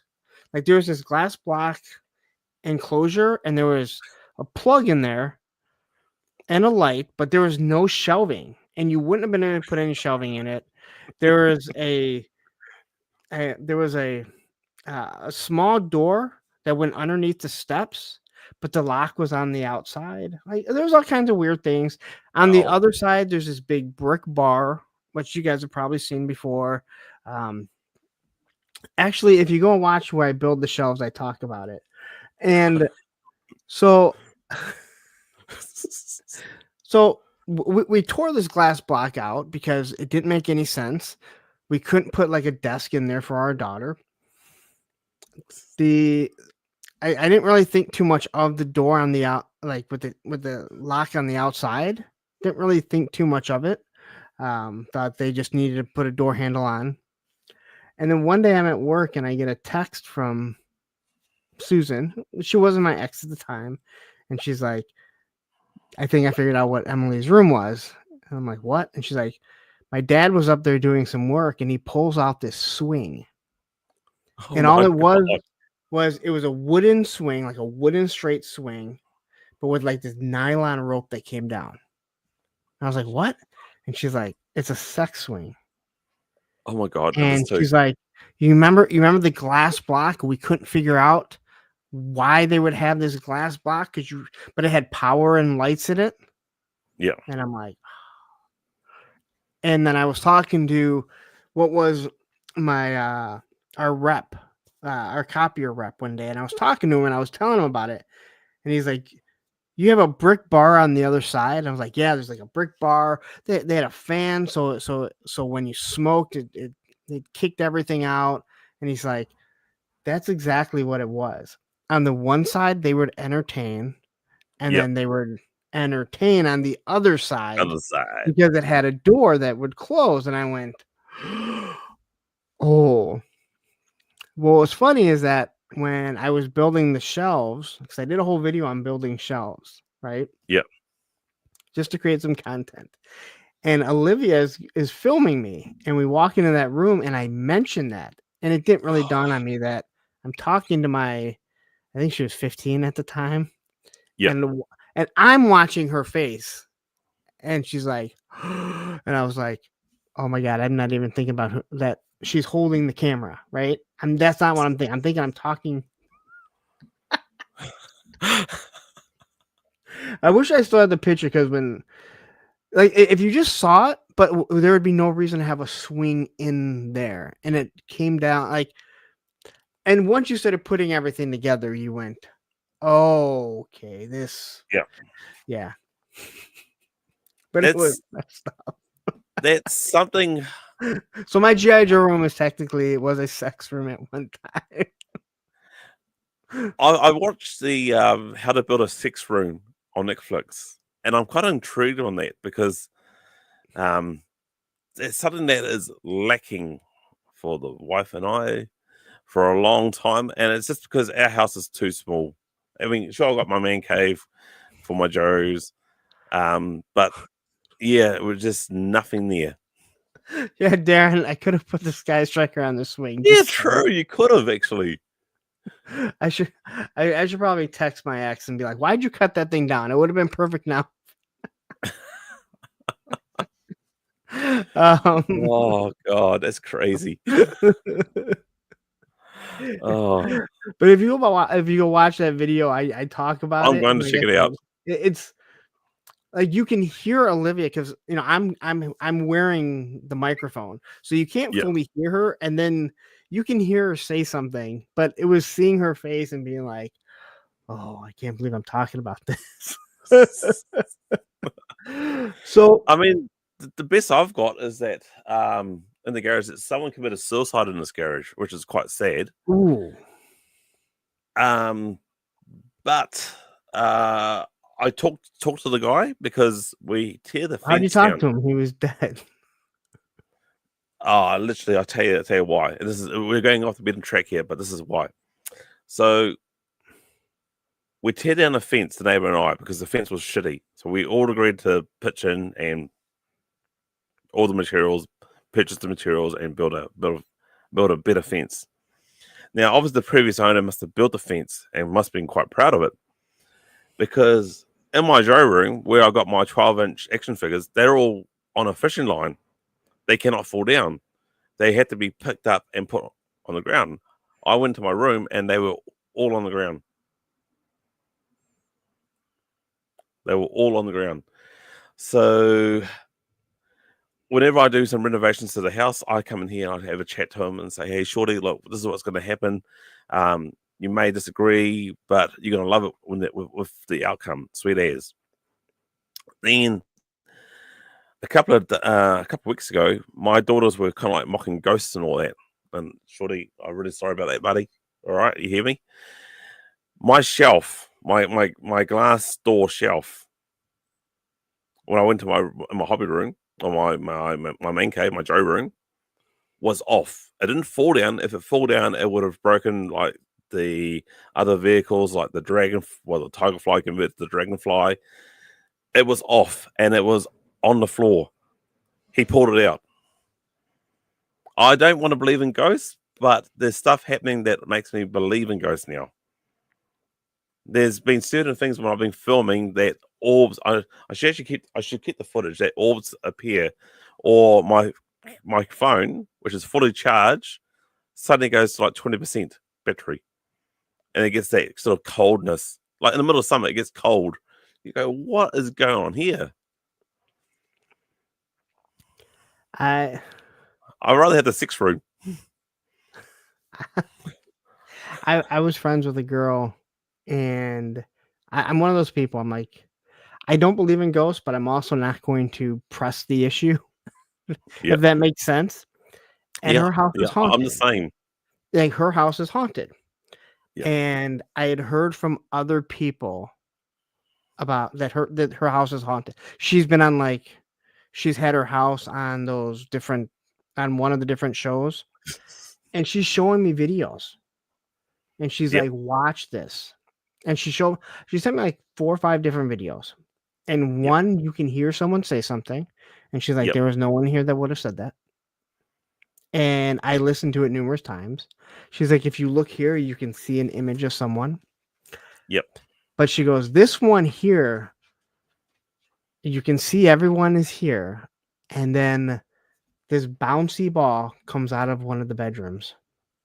And she's like, there's no one in there. And I'm kind of like, got goosebumps right now thinking about it, because I'm like, you can see the whole picture. And she's like, this thing just bounced. And no one was in there. And she's like, never caused a problem. But she goes, it freaked us out at first. And because they've lived there for years. Yep. But we've been here for 7 years. And it was some of the thing, like, she's like, you hear that voice and you're like, whatever. And you're listening, you're like, what the hell was that? Yep. So as much as I like to be like, yeah, you're full of shit. I know. There's some things you can't, you try to tell yourself, there's a logical explanation for this. But honestly, as I said, like the 12-inch G.I. Joes, and I have them on a fishing line so they don't fall down on earthquakes. We get earthquakes quite a fair bit in New Zealand. And I sort of do stuff that's earthquake safe. But the glass door was the last one. So obviously I was like, I said, girls, don't mock the dead. Like, just don't do it. Yeah. And I know there's girls being girls at a young, and we all were at that age. We were, ooh, and but this was, and I don't. Now you have a reason. I don't think this girl. I don't think she said. I don't think there was anything like that happened or anything. Yeah. So. He's okay. He's all right. Like, I believe that it's just that. Do you know what his actual name is? No. There's neighbor 3 doors down. She always called him Shorty. His son still lives a few streets down. So I need to have a chat to him. Actually, it was actually quite sad, literally, because the marriage broke up, and he couldn't take it, and he gassed himself in the in his garage. Oh, okay. Yeah, I mean, I'm looking up. There's no way, because I'm in the garage, of course. There's no way he could hang himself because it wouldn't support his weight. So he must have had his car and gassed himself. So Ed, and if Oz comes back and watches this is much better than you guys talking to me about the the attempts you guys did. Attempts. Well, I had Oz on. This was early on, and he talked about his suicide attempt. Oh, And I mean, really? he got really, really deep into it. This was really when that was the first episode that people messaged me saying, "You handled that well." He needed to talk about it. Yep. So this one, I was doing this every other week, and he went really, really deep into it, and he explained like what made it pop. Like he goes, "I'm like struggling now," because he thought about his son, and so I mean, he got real deep into it. 2 weeks later, I have Ed, my moderator, on. Yeah. Ed has almost the exact same story. Wow. I mean, it's different, but the same kind of outcome, the same thing kind of happened. And I remember talking to Ed afterwards, and he was like, and Ed wasn't my moderator at the time. I was actually just getting to know him, and he goes, I almost didn't want to tell the story because I was worried people were going to be like, that's almost the exact same story that Oz told.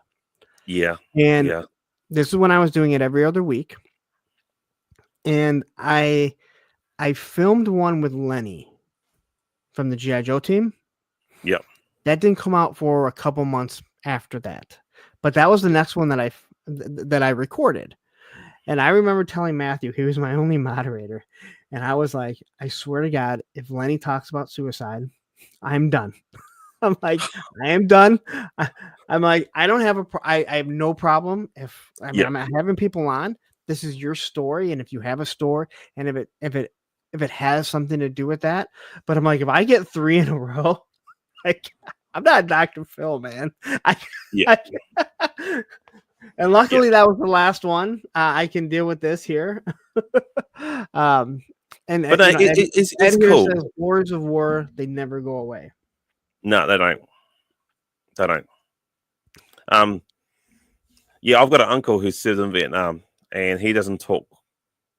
I don't ask questions.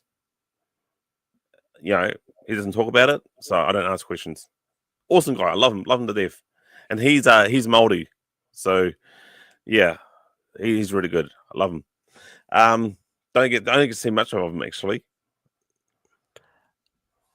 Rowdy just saying she's more convinced they're from other alternative universes on differently wavelengths or just dimensional beings in a dimension we can't see. I could see that. Yeah.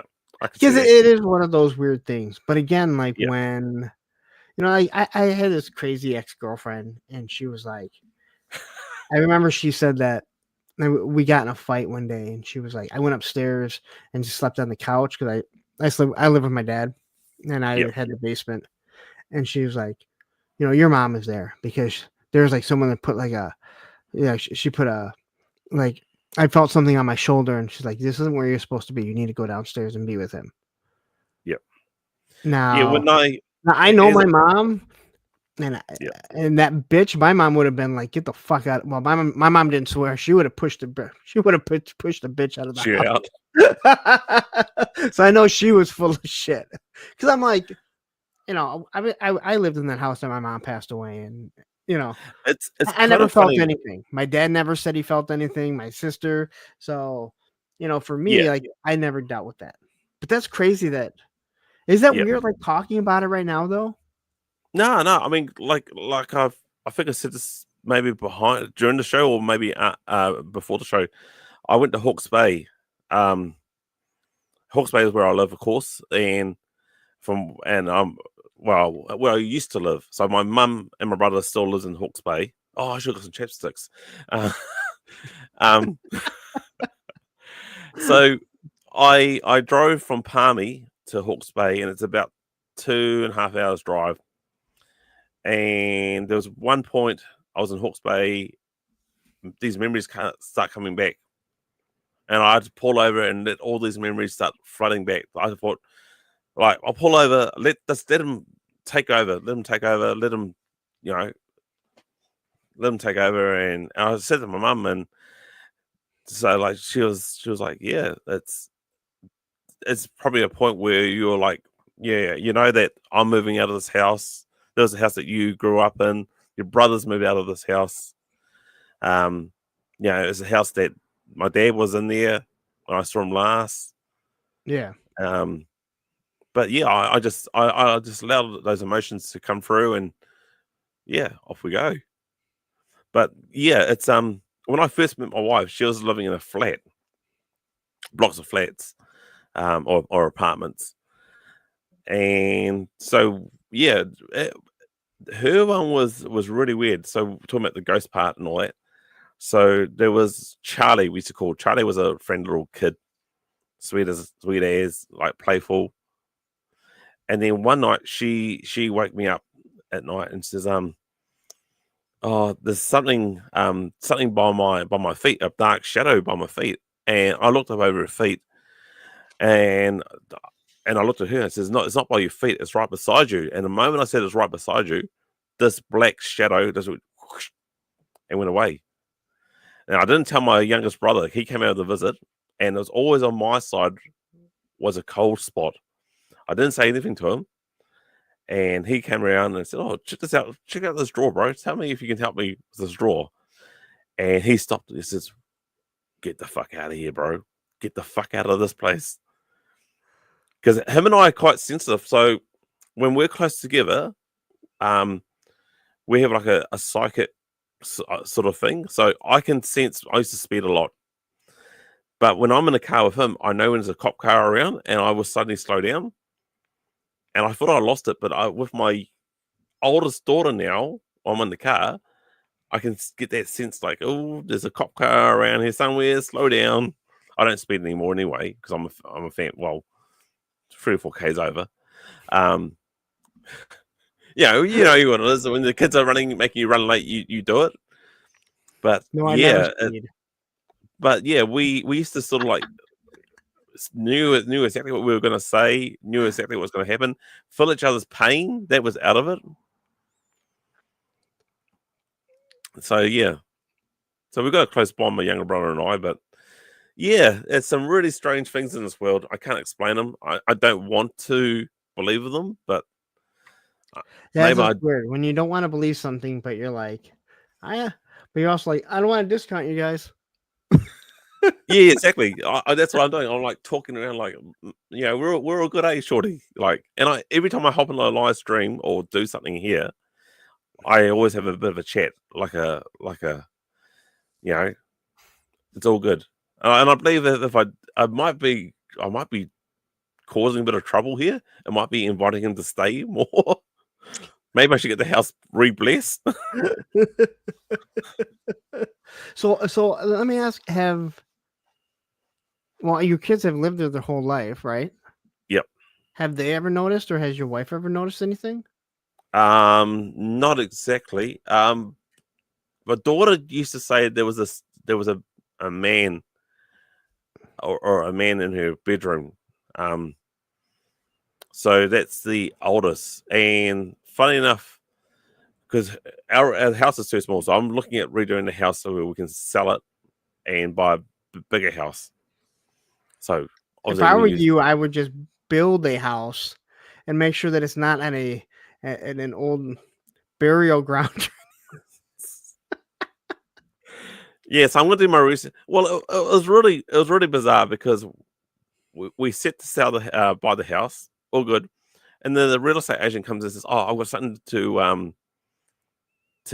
got to confess." And so I said, "What is it? Do they want more money? What's going on?" Says, "Oh, no, someone committed suicide in the house," and they didn't tell me, and I'm like, at this stage, I was like, "Oh, okay, cool. I don't sense anything. We're all good. We don't really believe in that sort of stuff." But then there's certain things that I'm finding. My take.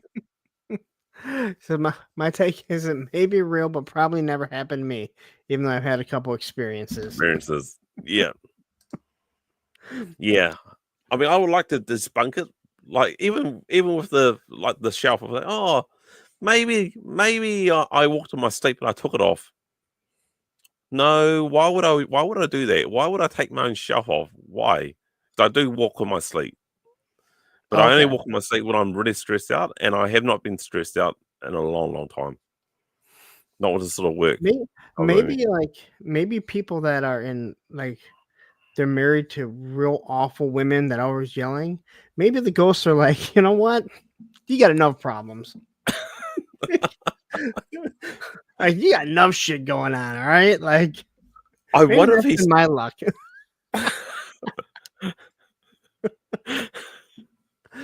maybe so.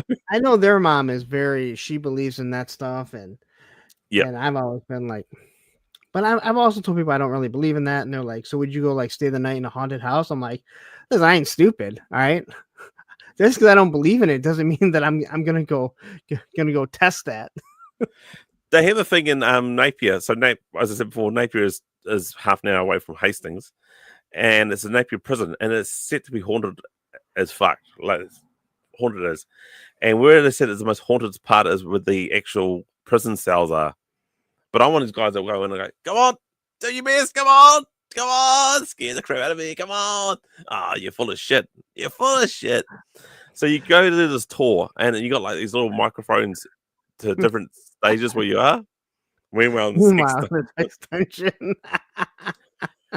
So we get out to the court area, and my body tells me to stop, like stop. And I said, "Well, I can't go any further." So you're going to have to. This is you got to go through this point and out to go. He says, "No, I can't." So the feeling subsides, it goes away. I start listening, and lo and behold, this is where they hung the prisoners, and they're still buried there, upright. And I was like, "Yep, that explains why I did not want to go walking over there." I said to the I still don't want to walk over that anyway. Like even if there wasn't anything, I'd be like, I don't. Yeah. So I said to the tour guide, I said, you know how you say the cells are the most haunted? He says, yeah. Check that tree out. Check that courtyard out. Because there's something there. There's something there that's not right. He says, oh, okay, we'll check it out. We haven't been back since. No. Well, let's get away from. Yeah, hell yeah. That is interesting to find out. So, yeah. How long have you been married to your wife? And how old are your kids, if you don't mind me asking? We got married 2013. So it's almost coming up to my math is terrible. Look, shall I use my fingers? We've been married for a few years now. So my girls are now 7, turning on to 8 this year, and 6. You were in your 40s when you decided to have kids. That was the end point. I said to my wife on New Year's Eve, and I always say a lot of announcements on New Year's Eve. I said, we don't have drunk because you're drunk. Yeah, and that's when the truth comes out. Sure, and people make New Year's resolutions, but I confess, I tell the hard facts. Like when I decided to do a YouTube channel, it was on New Year's Eve. I was like, yep, I'm starting one. That was 3 years ago. So I said like 40, that's it, or 40, that's the end game. If we don't have any kids after that, it's what it's got to be. It is what it is. No sooner did I said that, and because I was also back up, this is well, remember I told you about the chicken. So back in Palmy, so I moved to Palmy, and my in-laws owned a chicken farm. So I did a lot of odd jobs here and there, but they needed a full-time worker. So I ended up working my way from the bottom to a farm manager. Now, having a chicken farm or any farm during Christmas is the most stressful time of year. The most stressful time of year. Lo and behold, during the stressful time of year, and they always say stress is the hard thing to have kids. Boom, she falls pregnant. So it's almost like I said that, and a big weight was off my chest, and we found out a couple months afterwards. We found out about a month after that she was pregnant. My first reaction was, how'd that happen? I actually said that out loud. And I'm like, well, should we tell you about the birds and the bees? I said, no, I don't mean that. I mean, that was during the most stressful time of year on the farm. People are taking leave. Christmas is coming up. You got to make sure all the animals are fed. You got to make sure the clients are being looked after. So forth and so on. Yeah. So that's what I said. I said I know the birds and the bees, but how did we manage to have had a kid? Okay, Shorty's just dropped something on mine. I was about to say. Yep, he's just did it. Yep, this thing I've had sitting up for ages. No problems. You alright, Shorty, bro? I'll just put this away here.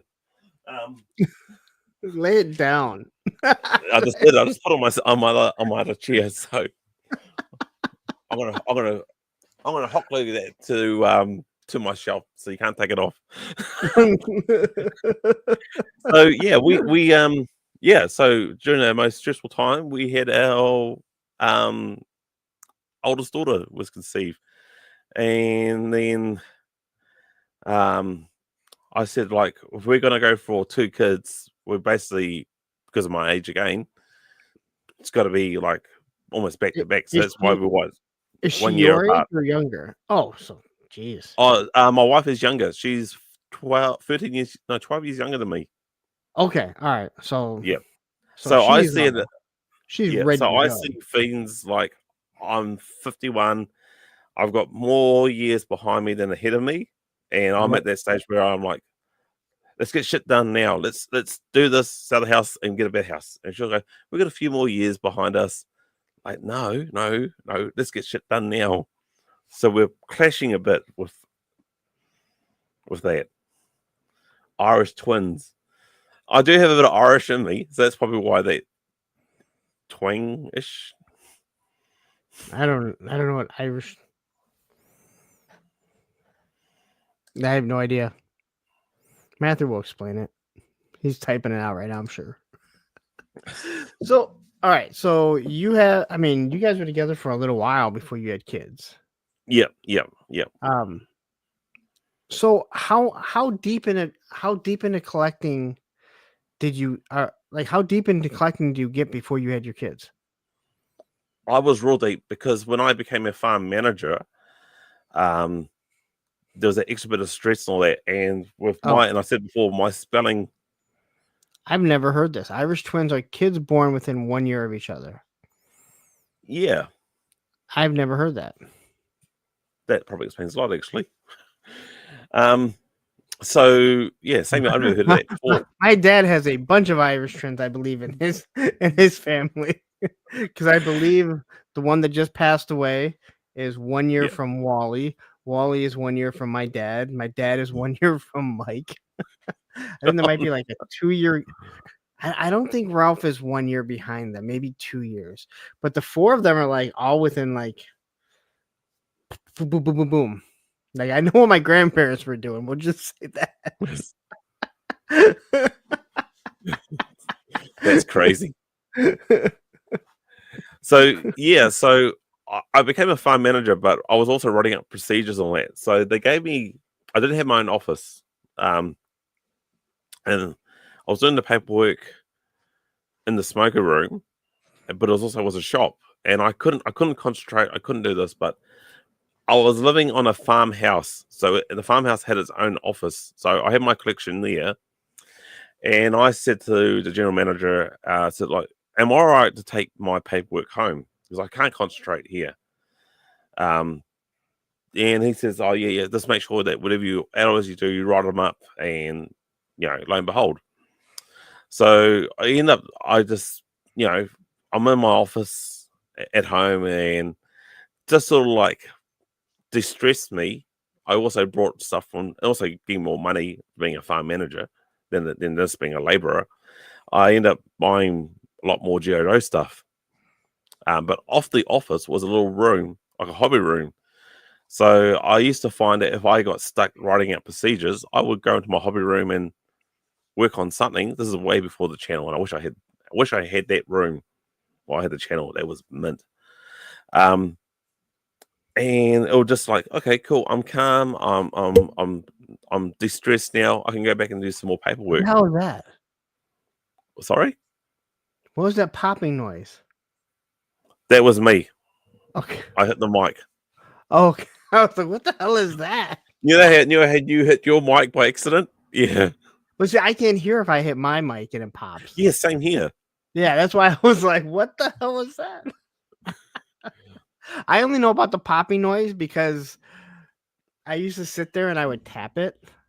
And Matthew was like, yeah, everyone was saying you need to stop that. I was like, what? He's like, every time you tap the microphone, it makes a noise, which I didn't know. And after that, I would still find myself, because I would talk like this and I'd be like this, and it didn't dawn on me. What I've done, I've got myself like a figure stand, so I'm actually playing around with that instead of playing with the mic. Yeah, and no one can see that. Yeah, I was touching the mic all the time. Touching the mic. What does Litter say? Kiwi made his own office.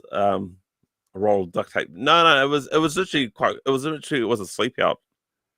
But I made it into an office, and it was great because when I have meetings with my staff, I can go in there, and I didn't like how the general managers and other office people can hear me talking to my staff.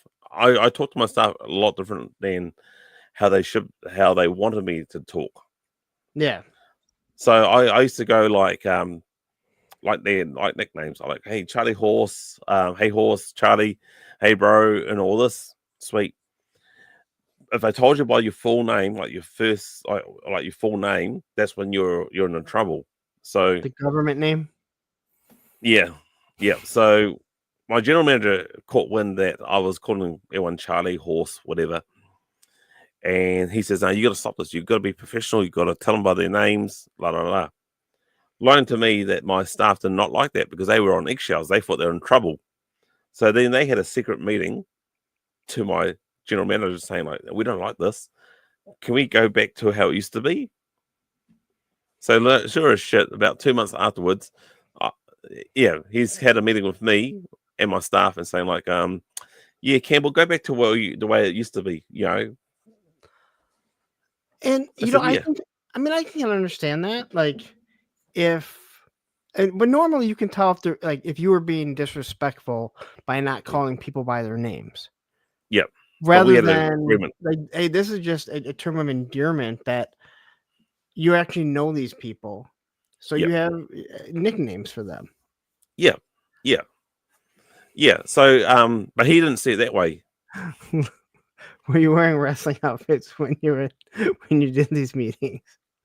No, I was pretty much. I didn't wear a suit and tie, of course, but we had the polo shirt with the company's logo, and that also like interviewing staff. That was quite cool actually, and they were coming in like, "Whoa, you got GI Joes, sweet as."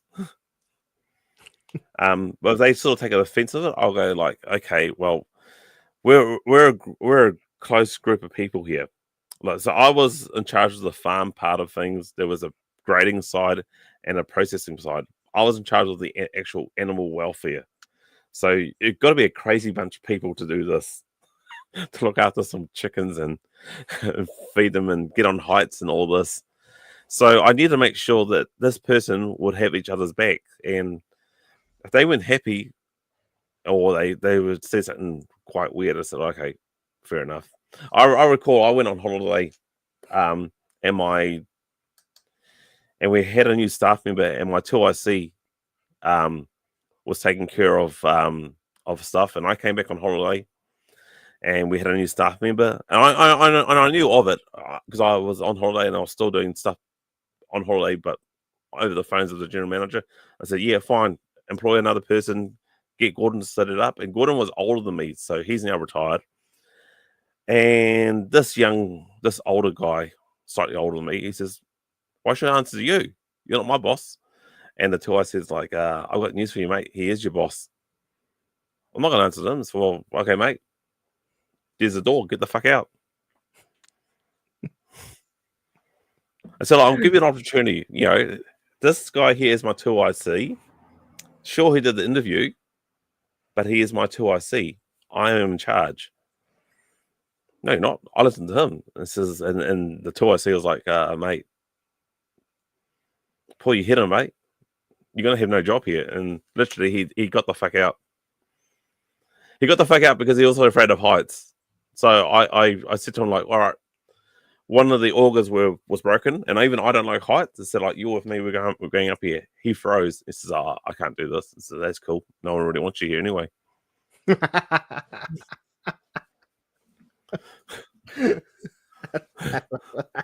I love that. So then after the farm, I went back to sheet metal work.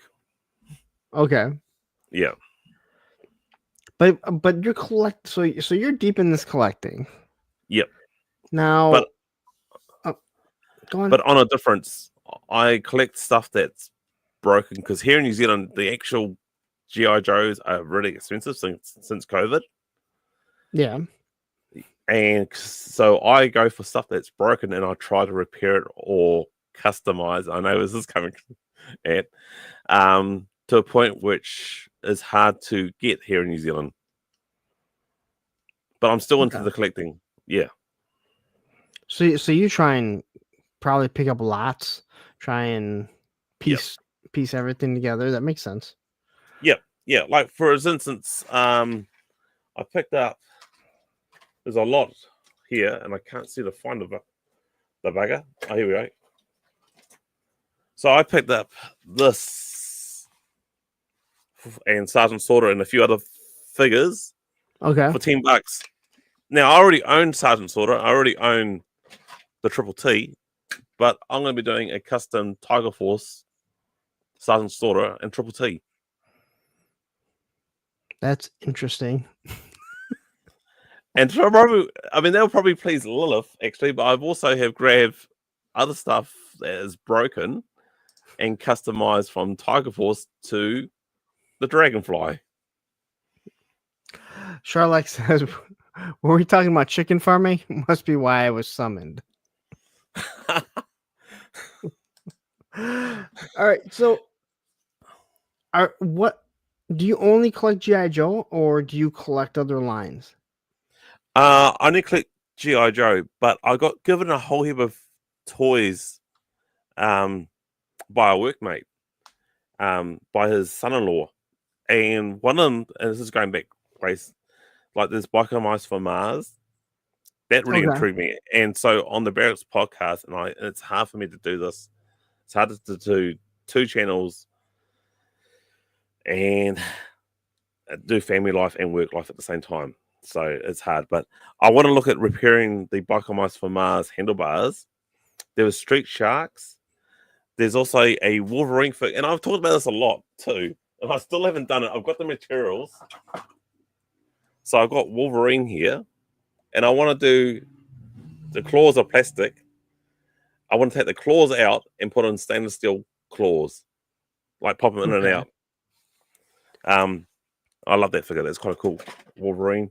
The Dinobot. There's a G2 Dinobot, Grimlock actually, that was broken, and I just repaired that. And I'm like, wow, I wasn't really a fan of the Transformers, but now I actually sort of see the appeal. So I'm starting to get into rabbit holes. Man, I'll say it again. Like Transformers, they're going to be around forever because how hard is it to sell to a kid? Hey, do you want this car? No. Do you want this robot? No. Do you want a car that turns into a fucking robot? Hell yeah, I do. Yeah. Even though, and my oldest daughter, we gave her, so I show a lot of the YouTube, like the Optimus Prime that transforms on its own. Yes. She saw that and she wanted that. I said, well, we can't afford that. But in the warehouse is like this big department store in New Zealand, the warehouse. And so I said, how about that? And she said, yeah, that's fine. I'll have the $40 Transformer toy. But the articulation on that is amazing. And I go, that should have been the toy back in the 80s. If they had that, I would have been sold on Transformers. Like Megatron, the gun mode is great. Megatron, the robot mode, so bad. It's so Did you get him? Oh, I had him. Yes, I did. And we talked about this on another show. And he looked bad to begin with because his legs were the handle or the grip split. Yep. The grip probably was tight for maybe the first month, and then he just becomes wobbly where he just, like, good luck standing him, all right? Good luck ever standing him. Yeah. You just used him as a gun and a sniper because that's what he was best for. It was best at. Yeah, exactly. But the cartoon Megatron was amazing. Yes. Yeah. And I think every single one of us that had Megatron at some point tried to take the barrel and move it from his side up to the top how it was in the cartoon because it just looked way cooler. Way cooler. I remember I can't remember what episode of what issue in G.I. Joe. So Megatron is damaged. Cobra has taken the problem is Sherlock. The problem is our supplemental income transforms into a toy. That's our problem. We're doing it the wrong way. But so Megatron comes back to Earth because he senses this energy from Cobra's railgun, and he comes down and he's got this damaged body, and I think Cobra Commander hashed out a deal with Megatron that we can give you a new body, and Megatron says, I can give you technology. I think they're both backstabbing each other, to be honest, as they do. But they gave Megatron the tank, which is a far better version. I agree. The problem is we grow up with this lore that Megatron turns into this gun that Starscream can fire. It's like, so as much as it makes sense for him to be a tank, for me, I'm like, he's that gun. Yeah. Because that gun was awesome.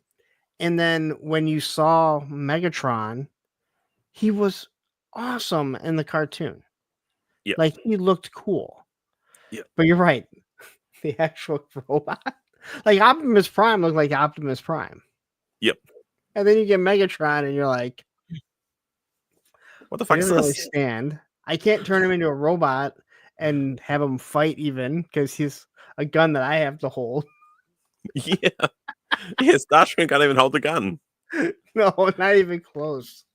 But they made Galvatron into a cannon. That made a lot of sense. Yes.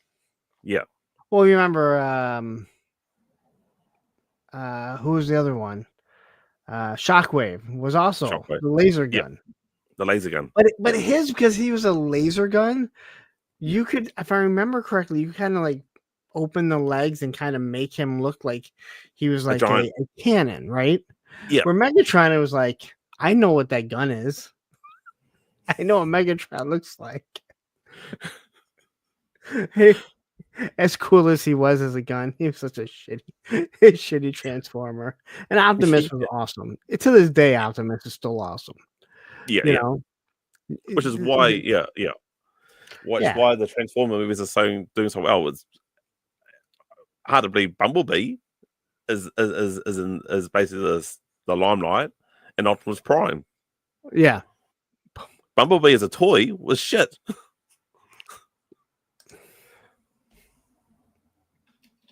You mean this thing? This little guy here with that's his head. Now, that's his head. Full disclosure, I didn't have Bumblebee as a kid. I had Cliff Jumper. Who I always liked way more. Yeah. Now the only thing that I will give these little guys is one thing: they were cheap. But I used to always like driving them with the wheels out, so they look more like a stomper or a swamp masher, or you pull it out like. But the moment you did this, you're like, "This is worse. This is worse than a GoBot." Yep. Yep. It's kind of funny because I believe G.I. Joe was beating Transformers, but yet Transformers now makes better movies than G.I. Joe's. Oh, easily. But And I don't I'll say understand it. again, I think I think the Transformer cartoon is better than G.I. Joe. Yeah. Like, there's no doubt. And There's no I doubt. mean, I've said this numerous times. It's kind of like, as a skateboarder, it kills me to say that the best extreme movie of all time is a BMX movie. Yep. Like, I wanted to be a skateboard movie, but I'm not even going to try and argue it. No. I want to say G.I. Joe is the best cartoon. The G.I. Joe cartoon is pretty shit. There's some good episodes. I'm not a huge There are fan. some good episodes. Yep. You know, but the Transformers, it just made more sense. Yeah. I guess as much as no one on the earth realizing that there's been for millions of years a alien ship sticking out of a mountain. It's been sitting there for millions of years. No one's come across it. It wasn't even in the ocean. It was halfway sticking out. In the mountain. Clint Jorgensen says Thundercats holds up better than G.I. Joe. It has been a long time since I've watched Thundercats, so I can't. I don't think G.I. Joe holds up well. You know what holds up the worst of the big ones? He-Man. Yep. He-Man's bad. But if I sat down and watched He-Man, I might enjoy it. But it's one of those, like, when you want your kids to watch something you did.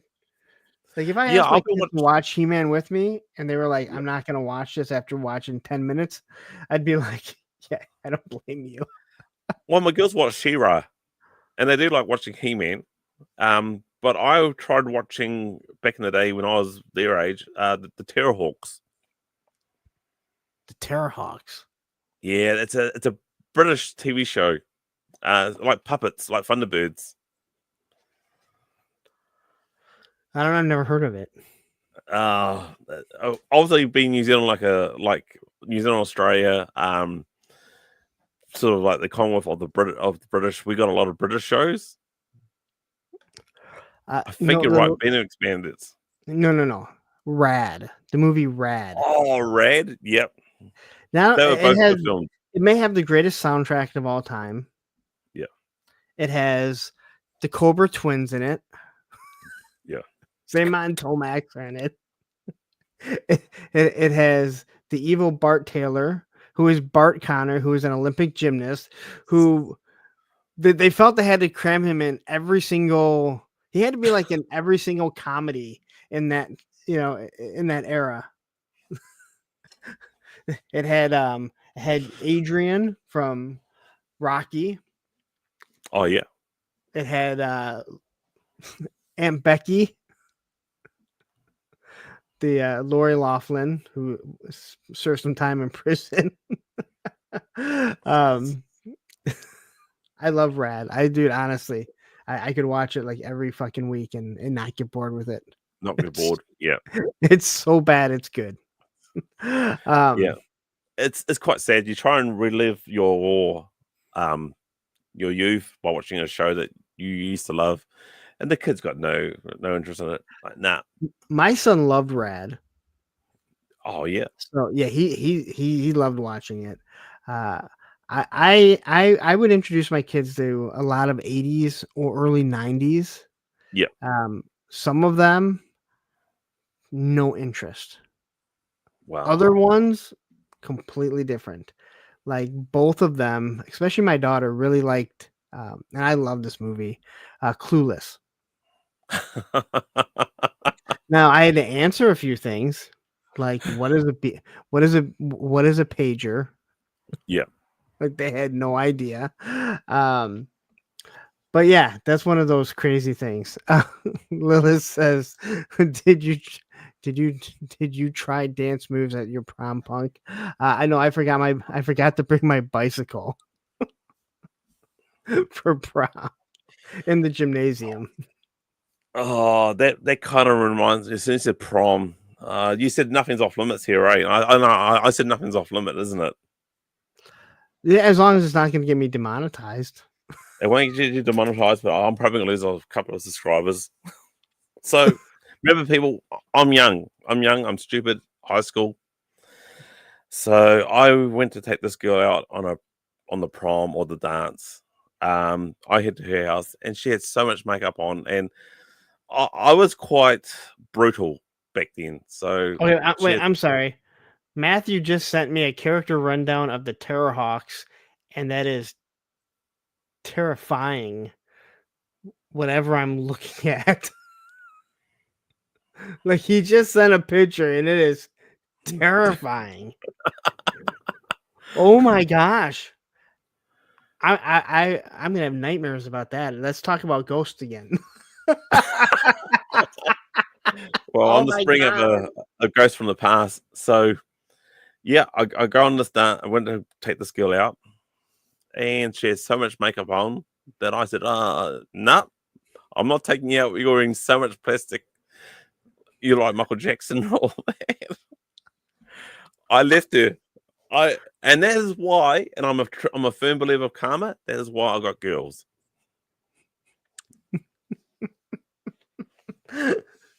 I'm paying the price for it now.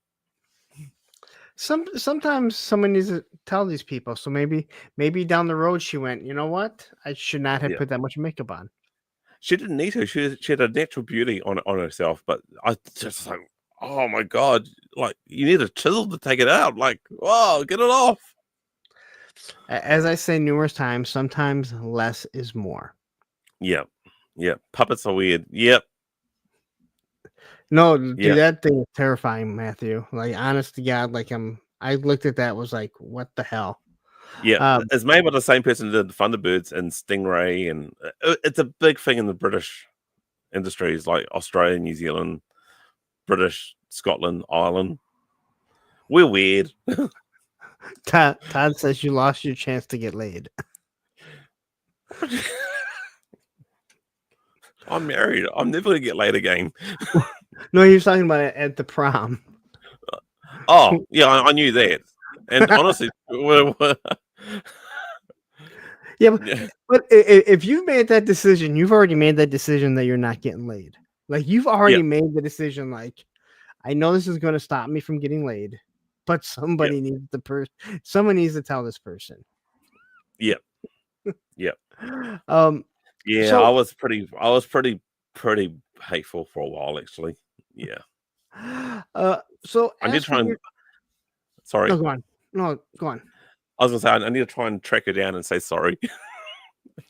I did that many years ago. I reached out to a couple people that I knew that I had treated like shit.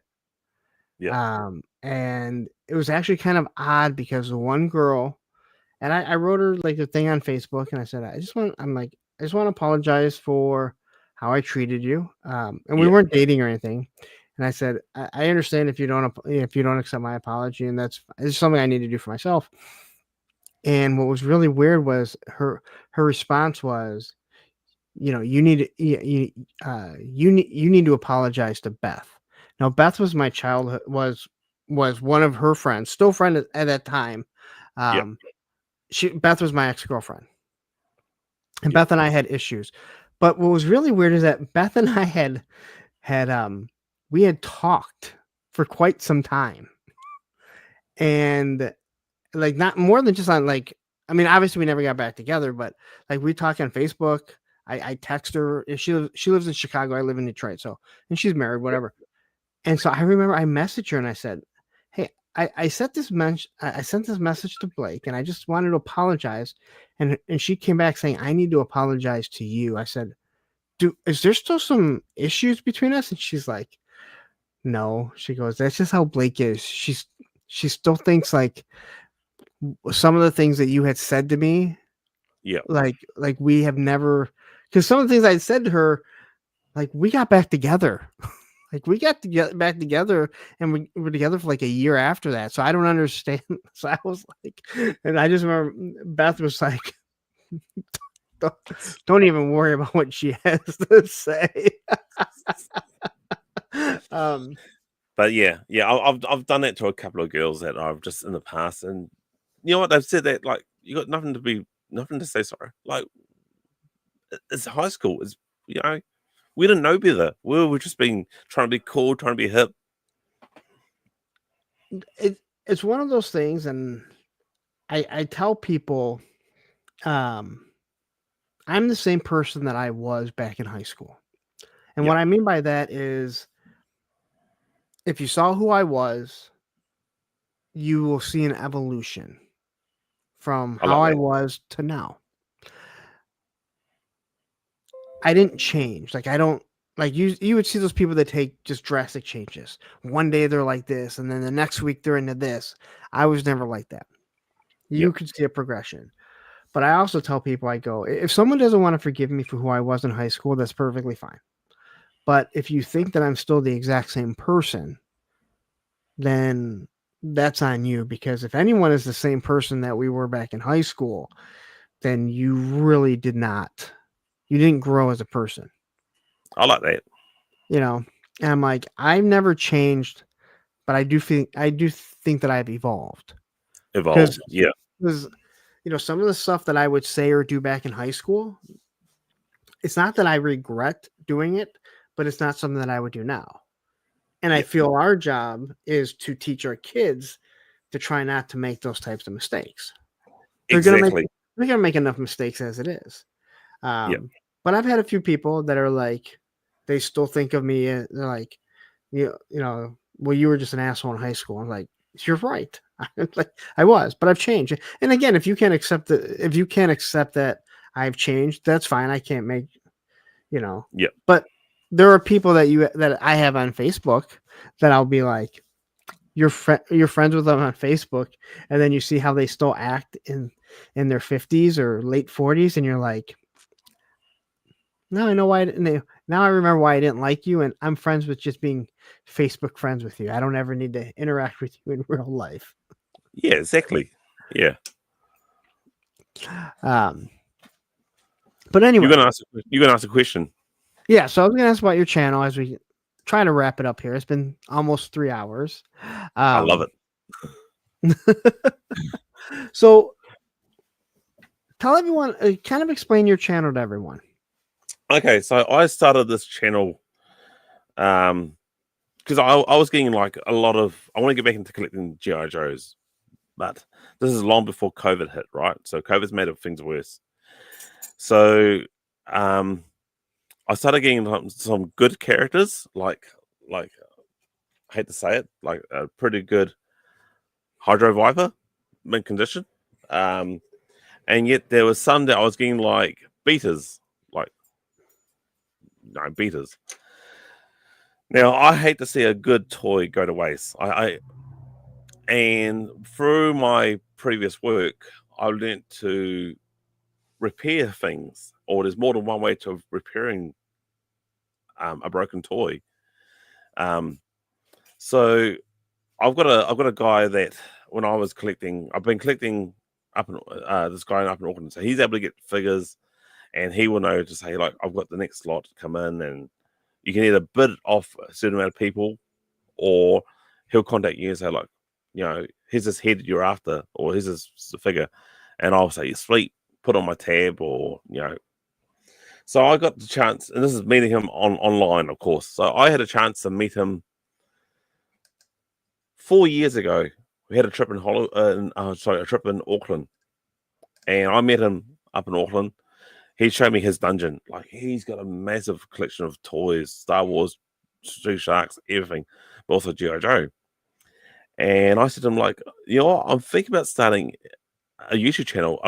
And I also was repairing toys for other people, which I don't like doing, because they've got a higher standard. I could get away with, it's okay, and I can live with it. But repairing for other people, it's a higher standard, which is a lot more stress. I agree with that. So I said, I'm thinking about doing a YouTube channel on repairing figures and showing people how to repair them. And lo and behold, I've actually repaired other figures for other people on the channel. But he says, yeah, go for it. You'll be all, you can always rely on me to have broken figures for you or vehicles. sweet. And it says, and Facebook marketing is actually picking up, which everyone would know what Facebook marketing is. So yeah, I got into that and started repairing figures, and then all right, I'll give you an example. So I've gone into another rabbit hole with G.I. Joe, and it is the sub teams. So here in New Zealand, the sub teams are really hard to find. You can get Tiger Force and Pipe and Patrol, but the other sub teams like Sorters Marauders and Night Force, and I think there's another couple, maybe that's it. It's very hard to find here in New Zealand. If you do find them, they are super expensive. I look at it this way: they're just basically a repaint of a figure that's already there. So I thought, well, look, I can basically get that figure, and even if it's broken, repair it, and then repaint that figure to Night Force colors, or repaint it to a whole new character, and start from there. So I also do toy fairs as well, which is where I found other toys or other G.I. Joes. Sorry if you can hear that. Like, I'm in the garage, so the car's going through. So yeah, so as I said before, like Sergeant Slaughter, I'm looking at doing a Tiger Force version of him. I've already done a Night Force version of Sergeant Slaughter, but that's on my membership show, so not many people actually know that. Okay. Yeah. And I know that Zazel is a big fan of Sergeant Slaughter, so I managed to got another. Zazel? No. Yeah. We all know Zazel, Sergeant Slaughter. So I had no idea you like Sergeant Slaughter. So I got another one of him, and I said, look, I'll do up a Sergeant Slaughter version, a Night Force version of Sergeant Slaughter, and gift it to you. But lately, I've been doing customs of YouTubers and friends, with their permission, of course, of their likeness. And I think the first one I did was Ronnie Trickshot. Really? Yeah. So then, you know, I'll be asking people's permissions. Like, I think the next one I'll be doing is Nate, the Retro Tinker. If you haven't seen his channel, I have not. Yeah. Oh, I'll send you a link. Has he seen mine? I think he's seen yours. I think. I don't know. I really don't know. Come on. That's all I care about. Have you seen my channel? I've seen your channel. Of course, yeah. I'm pretty sure he's seen. Well, I'll tell you what, because we're part of this Facebook group. He hasn't turned up yet, but yeah. What's this freestyle draw? Oh, I've heard it. Yeah. And I thought I was the only one. I think he's begging for one. Yeah, I thought I was the only one doing the customization. Oh, when I got into YouTube, I found there was a lot of people doing customization. Isn't it great when you think you're the only one that does something and you're like, oh, yeah, other people do it too. Yeah, but I have done repairs that even Toy Polloy. Nothing is Toy Polloy. I love the guy and I get a lot of ideas from him. But I've even done a couple of repairs that even he hasn't done yet. Okay. Yeah. So I'm sort of quite pleased about that. I did another repair on a golden target, the Starberry target. Now the golden plastic is so brittle as fuck that you can just sneeze on it and it'll fall apart. Like Stalker and Sap from the original line. Those figures are super brittle. What figure do you use for Ronnie? So I use Childball's head. So his head's pretty close to Ronnie.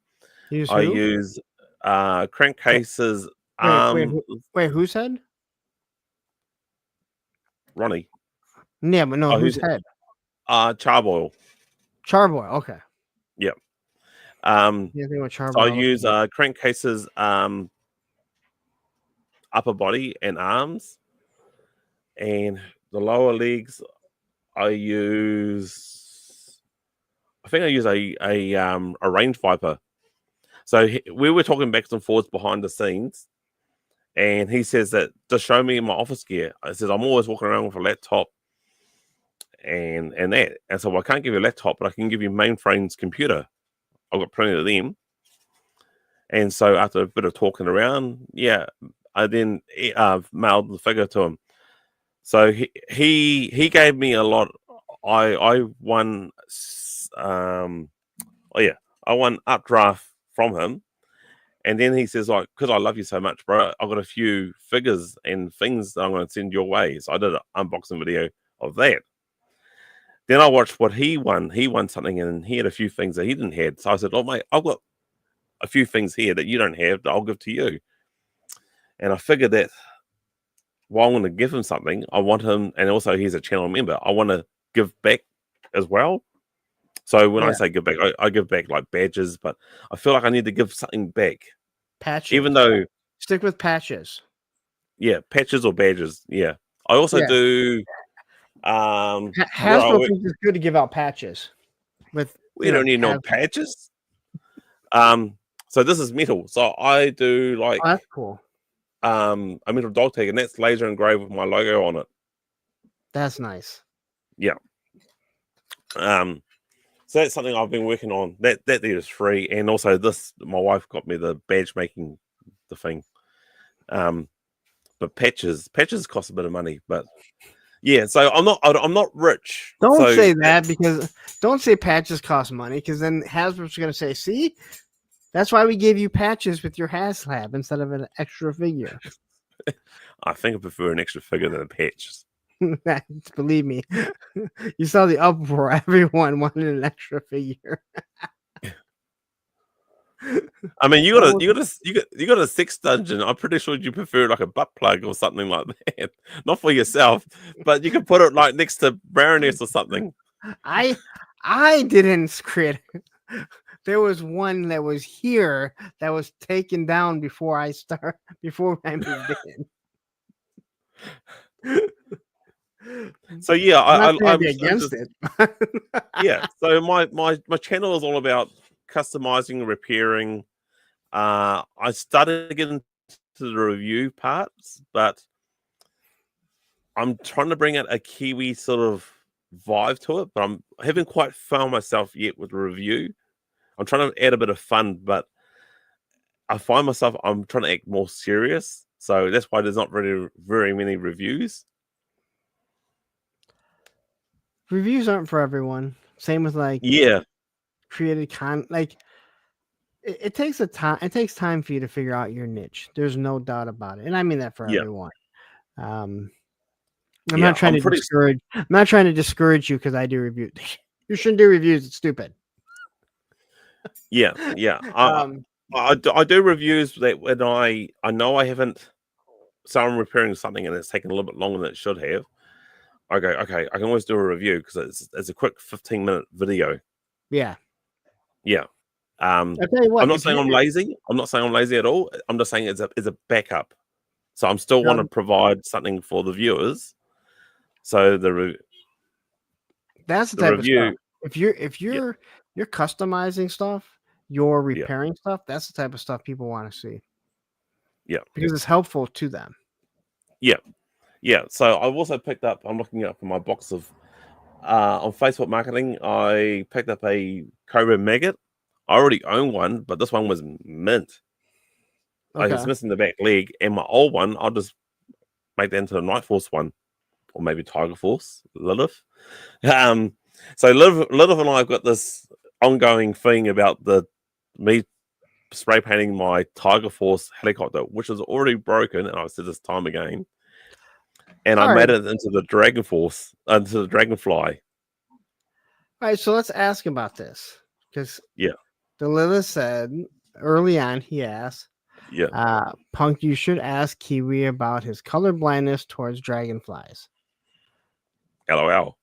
So what is that? So my mum, I was on holiday and on Facebook marketing in Napier, which is, as I said before, half an hour away from where my mum lives. This woman was selling a Havoc broken tiger fly. So when I say broken, the blades were still working, but the legs were missing. Okay. Not legs, the skids, sorry. So where I worked, I was able to make new skids out of metal. Oh, wow. I've filmed it all and all that. So, so I therefore thought, well, I've already got a mint tiger fly. I don't need 2 mint tiger flies. I don't own a dragonfly.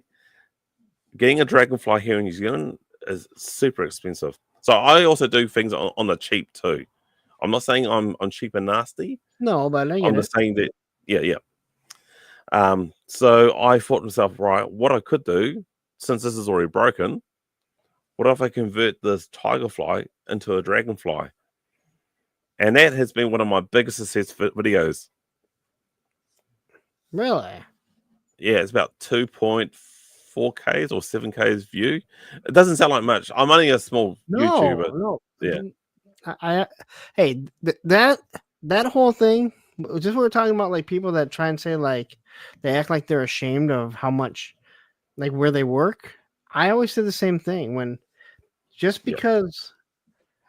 Again, I'll say that when I do a review video on classified, I expect 1,000 views in the first 24 hours and at least to hit 2,000. And I'll see people's faces look and they'll be like, I'm happy if I get 200. I'm like, you should be. Because I can go look at my old videos when I started, and there are some that still haven't even hit 100. And they're never going to hit 100 because you should never go watch those. They're so bad.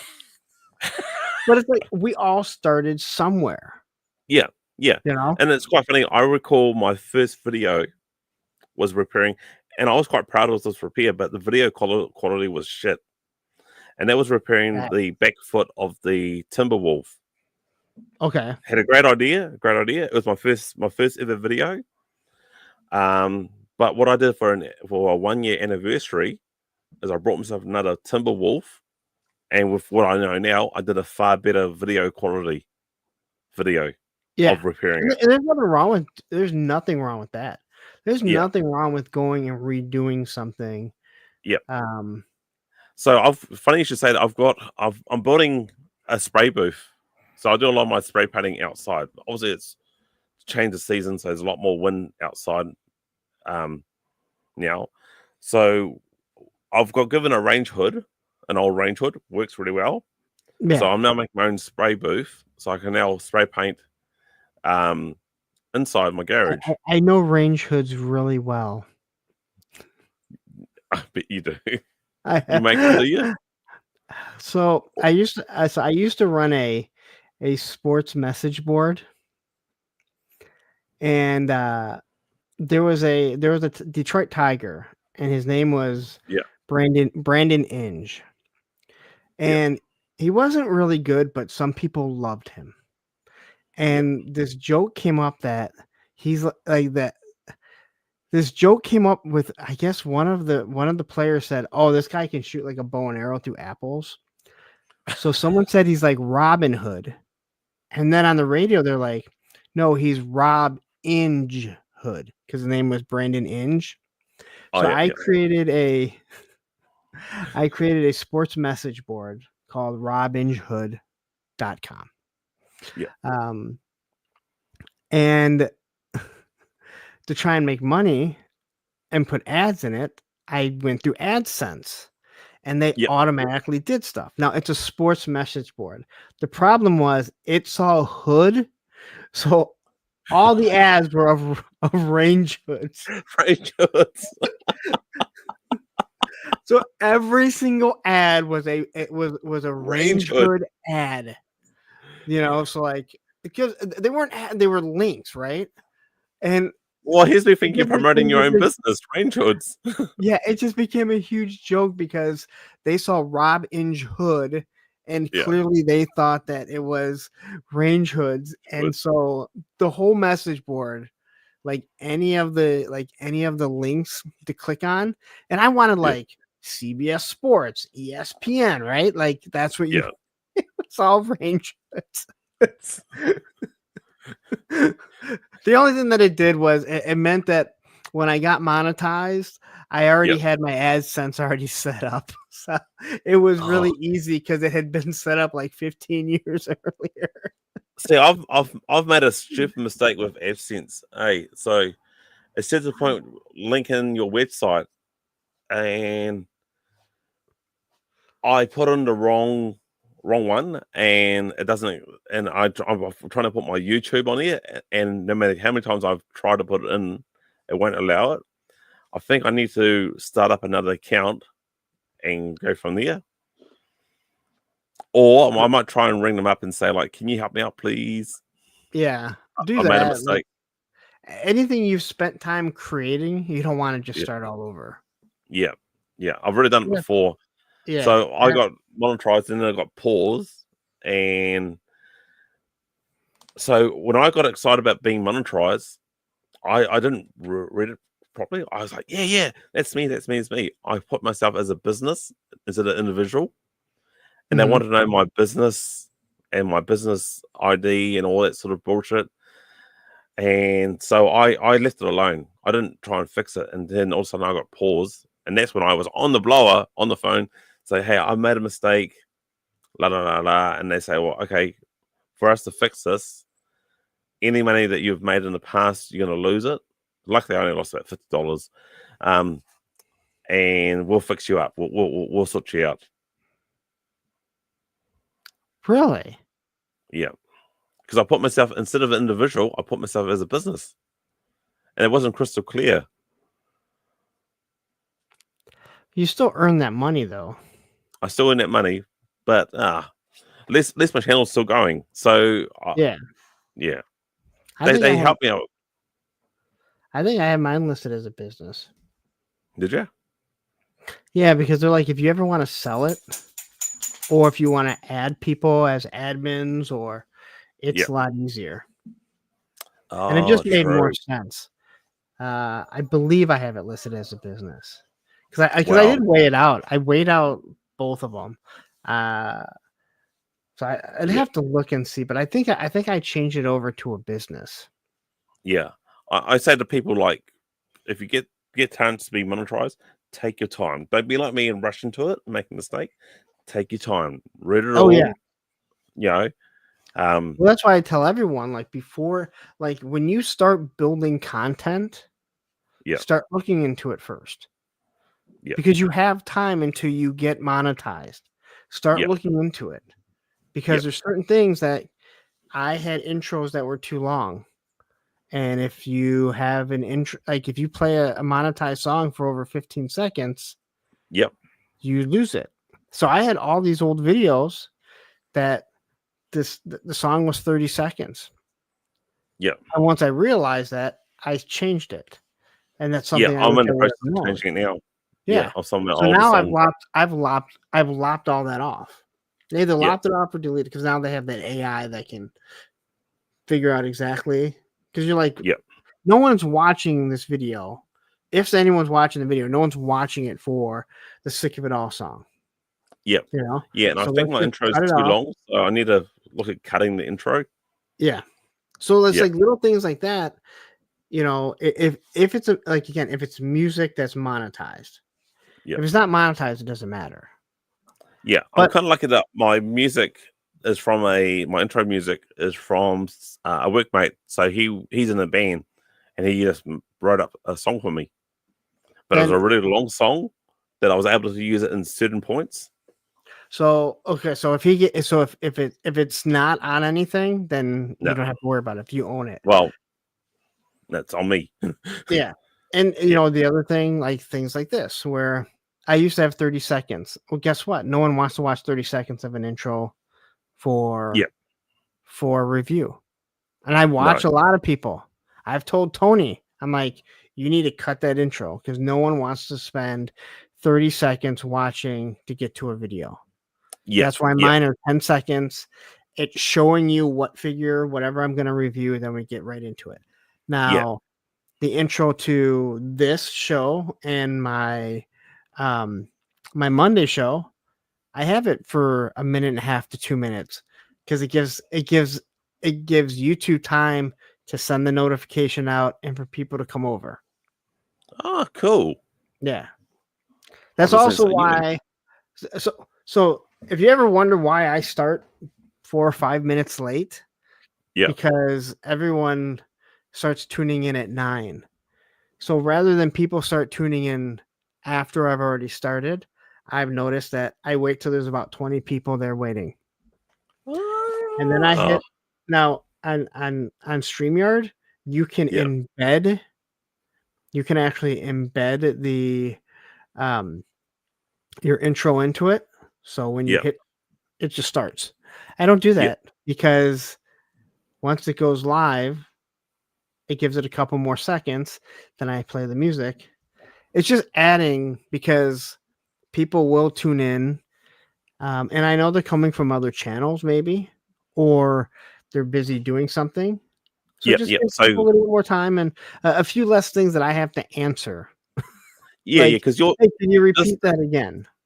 yeah, because your show is on my Friday, right, during work time. So we just had daylight savings in. So normally it's about smoko time. I can get to watch it. Then I'm pretty sure there's none of my bosses watching me right now. I would duck off somewhere and have a quick watch. So I don't actually, and then you'll see me come back again about like 4:30 or Yep. 5 o'clock. That's when I finish work and I can actually send you a text again. Or not text, a message. So I'll say, hey, how's it going? And then it'll be a little bit quiet and then you'll see me again. But Yep. what I do is once it's over, and then I've got the girls in bed and all that sort of bullshit, and that with the wife, I can then watch you again on or any other show on replay That's the and smash that like button. That reminds me, smash that like button. do yes, I do. I So don't. I'm cheap. yeah. So anyone that you still see, you see where my Punk with Toys is right here. Yep, I If see they that. have the if they have the StreamYard, Yeah, more than likely they don't pay for it. and you got your logo at the back too. Your Yeah, beautiful dragonfly. my big arm hanging out it. Yeah, yeah, yeah. Your classified dragonfly. Yeah, with my big arm Yeah. hanging out it. You ever I noticed just saw a that? comment. I saw a comment what Little said, and yeah, I know that you are just giving us each other some banter about the dragonfly, Lilith. Oh yeah. Yeah, which I spoke to Lilith about on my last stream. About she's inspired me to do a Tiger Force live stream, but she wants me to hold on to that. Um, so yeah, that's cool. I can hold on to that, but yeah, so I will actually do this before the live stream. Hey, Kiwi says do it. What? Hit that like button. Smash that like button. But no, yeah. So yeah, I for me, again, I don't like the fact that they went from $25 to $45. I don't think they gave us enough. Wow. By that I mean they didn't give a shit. Other than they said, well, now everything can be in 1080p. I don't care. But for me, everything that I use it for, uh, again, I make enough from YouTube. I don't make a lot of money off YouTube, but it all goes into what I make off YouTube. So Yeah. for me, it's worth it. But I don't have the 100 or the $90 one where you get multiple. Like I can only have two. I have two seats, mine and one other person, and Matthew has it. Yeah. Now you jumped it up to 25, or I mean 45. Give me like two more seats so I can have Yeah. like two other people. So because I would like to give Ed access to be an admin also, so he can just pop in like on my show, not on this show or anything, but like Yeah. when we do Punk's Pit or if we do anything like that, he could pop in. I have Yeah. to give him my well, I don't actually give him my password. I give him my login, and then when he tries to log in, I have to send a bunch of people do it this way. Um, Yeah. I'll send him like whatever code they send me, I have to send in that he can send him so he can punch in. But then Yeah. anything he does, he's answering as me. And it's like, Yeah. all right, come on. Like, you jack this up, give me like another seat or two so I can Yeah. have. Like, I think it's kind of ridiculous, even at the basic. Like, why wouldn't you have at least have two moderators or two extra admins other than myself? Yeah. Because But on the free one, you're allowed to have one admin. Correct. That's how my brother and I do it. yeah, Yeah. And that's where we're on the show. He controls the chat and also the intro, and I'll do the live or ending, which sometimes works or sometimes doesn't work. Yeah. So we started an extra email account for that. Okay. Yeah, it's just again, they should have given us a little more, but StreamYard knows they have everyone bent over because that's what everyone uses because it's so easy to use. Yeah. And for me, like again, I couldn't even think I wouldn't even want to think about it switching over just because this is what I've gotten used to. Yep. It's beneficial to me. I can't speak for everyone else, but for what I know and how I use it and for how popular my shows are, and again, I'm not trying to say I'm super popular, but for how popular my shows are, it's not worth it for me to mess with what's working. Yeah, exactly. Not saying that other things might not be better, but it's getting to know that stuff, and I've already fumbled around enough as it is. Yeah. Yeah, So, it's like so I use basically my phone to film and all that. So this is a new phone. that's what I use. So I use InShot as the editing program. I haven't brought into it. I want to. It's only $6.99. You do it on your phone? Sorry? Is that on your phone or is that on your computer? On my phone.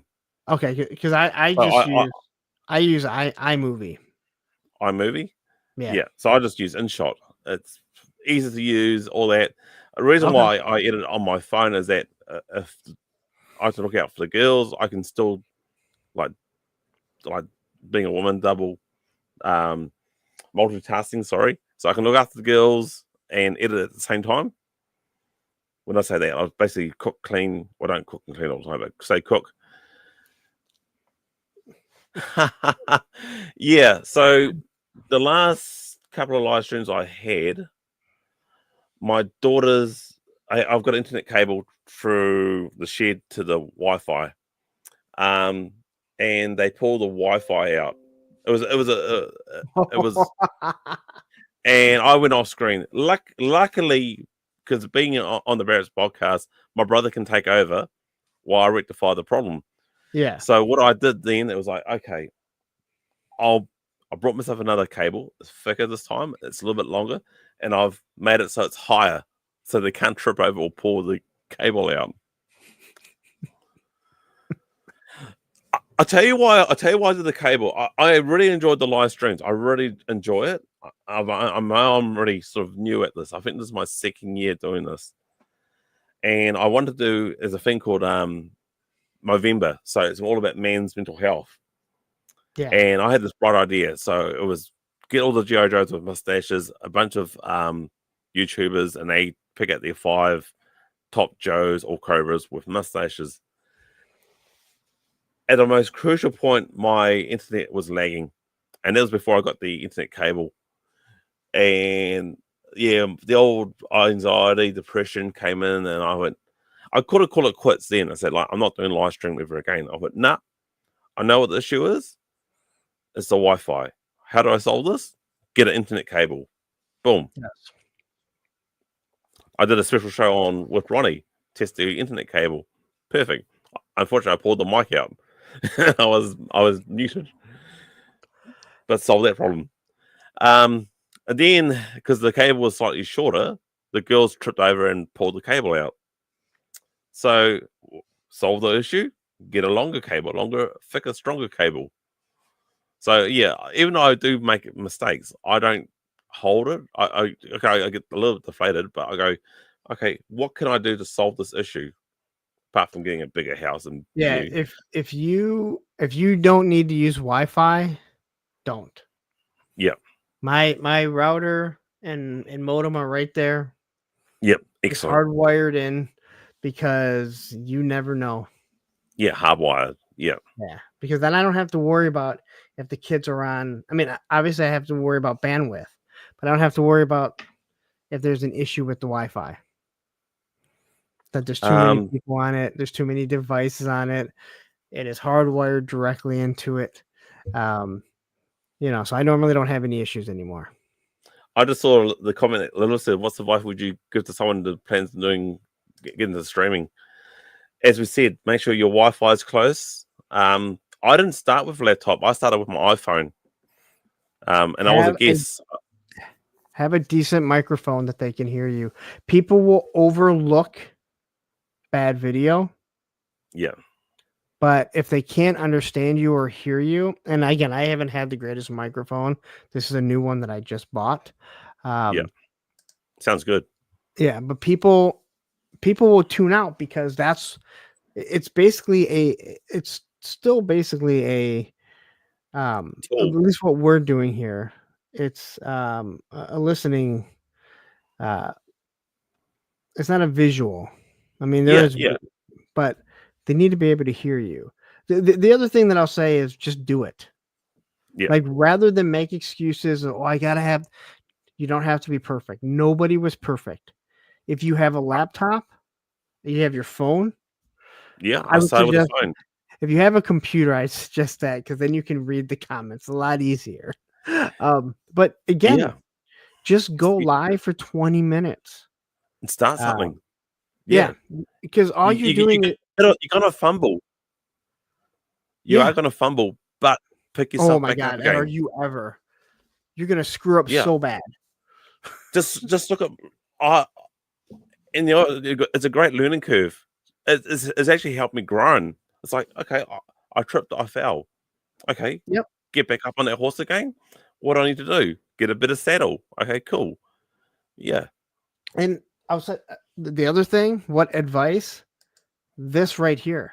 Ask for help. Ask people. I've said it before. I don't gatekeep anything. I've watched a lot of YouTubers on how to grow channels. And if I was doing something wrong for a year and then I found from a YouTuber, hey, if you're doing this, why don't you try this? And then I try it and I find out it's working. Yeah. Just because it took me a year to figure it out, I don't think everyone should have to, right? Like if I know something and someone says, hey, I'm thinking about this. What do you think? Why should I have to be like, well, just figure it out on your own? Yeah. Just because it took me a year. If it takes you 2 weeks, awesome. Yeah. Because, my goal is to constantly keep growing. And it's not just like growing in an audience, but it's growing in what you're learning because YouTube is constantly changing. Oh, is it what? What I thought was good last year, what I was doing, I found out it's not working now. And then I found out that shorts are in the game. It blows me away. My what? Shorts are back in again.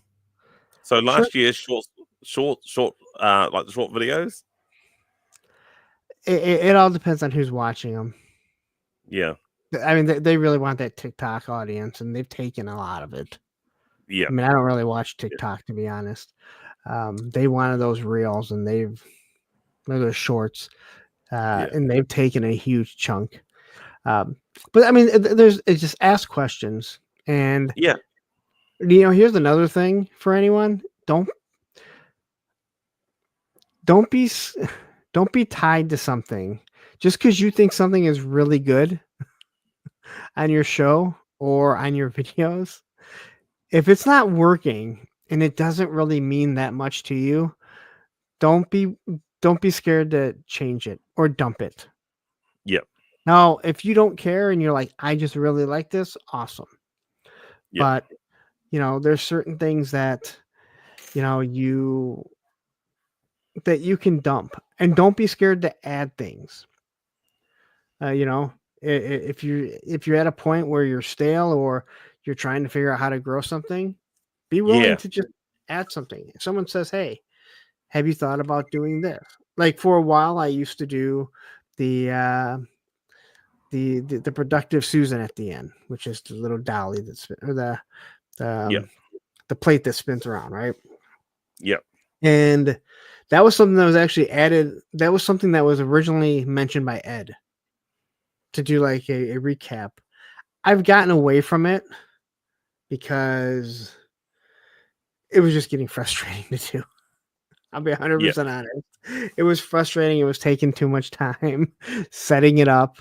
That's the difference when you are like when your background is here and you're doing everything on your phone, and you have Yeah. to, if you have a studio where you're actually like, boom, over here, I have this, it's a lot easier to do that stuff. Not saying that it's Well, easy. I can't wait till we get our next house, and that's why I said to the wife, I said, "Yep, I had the man cave studio," and so she said, "What, a studio?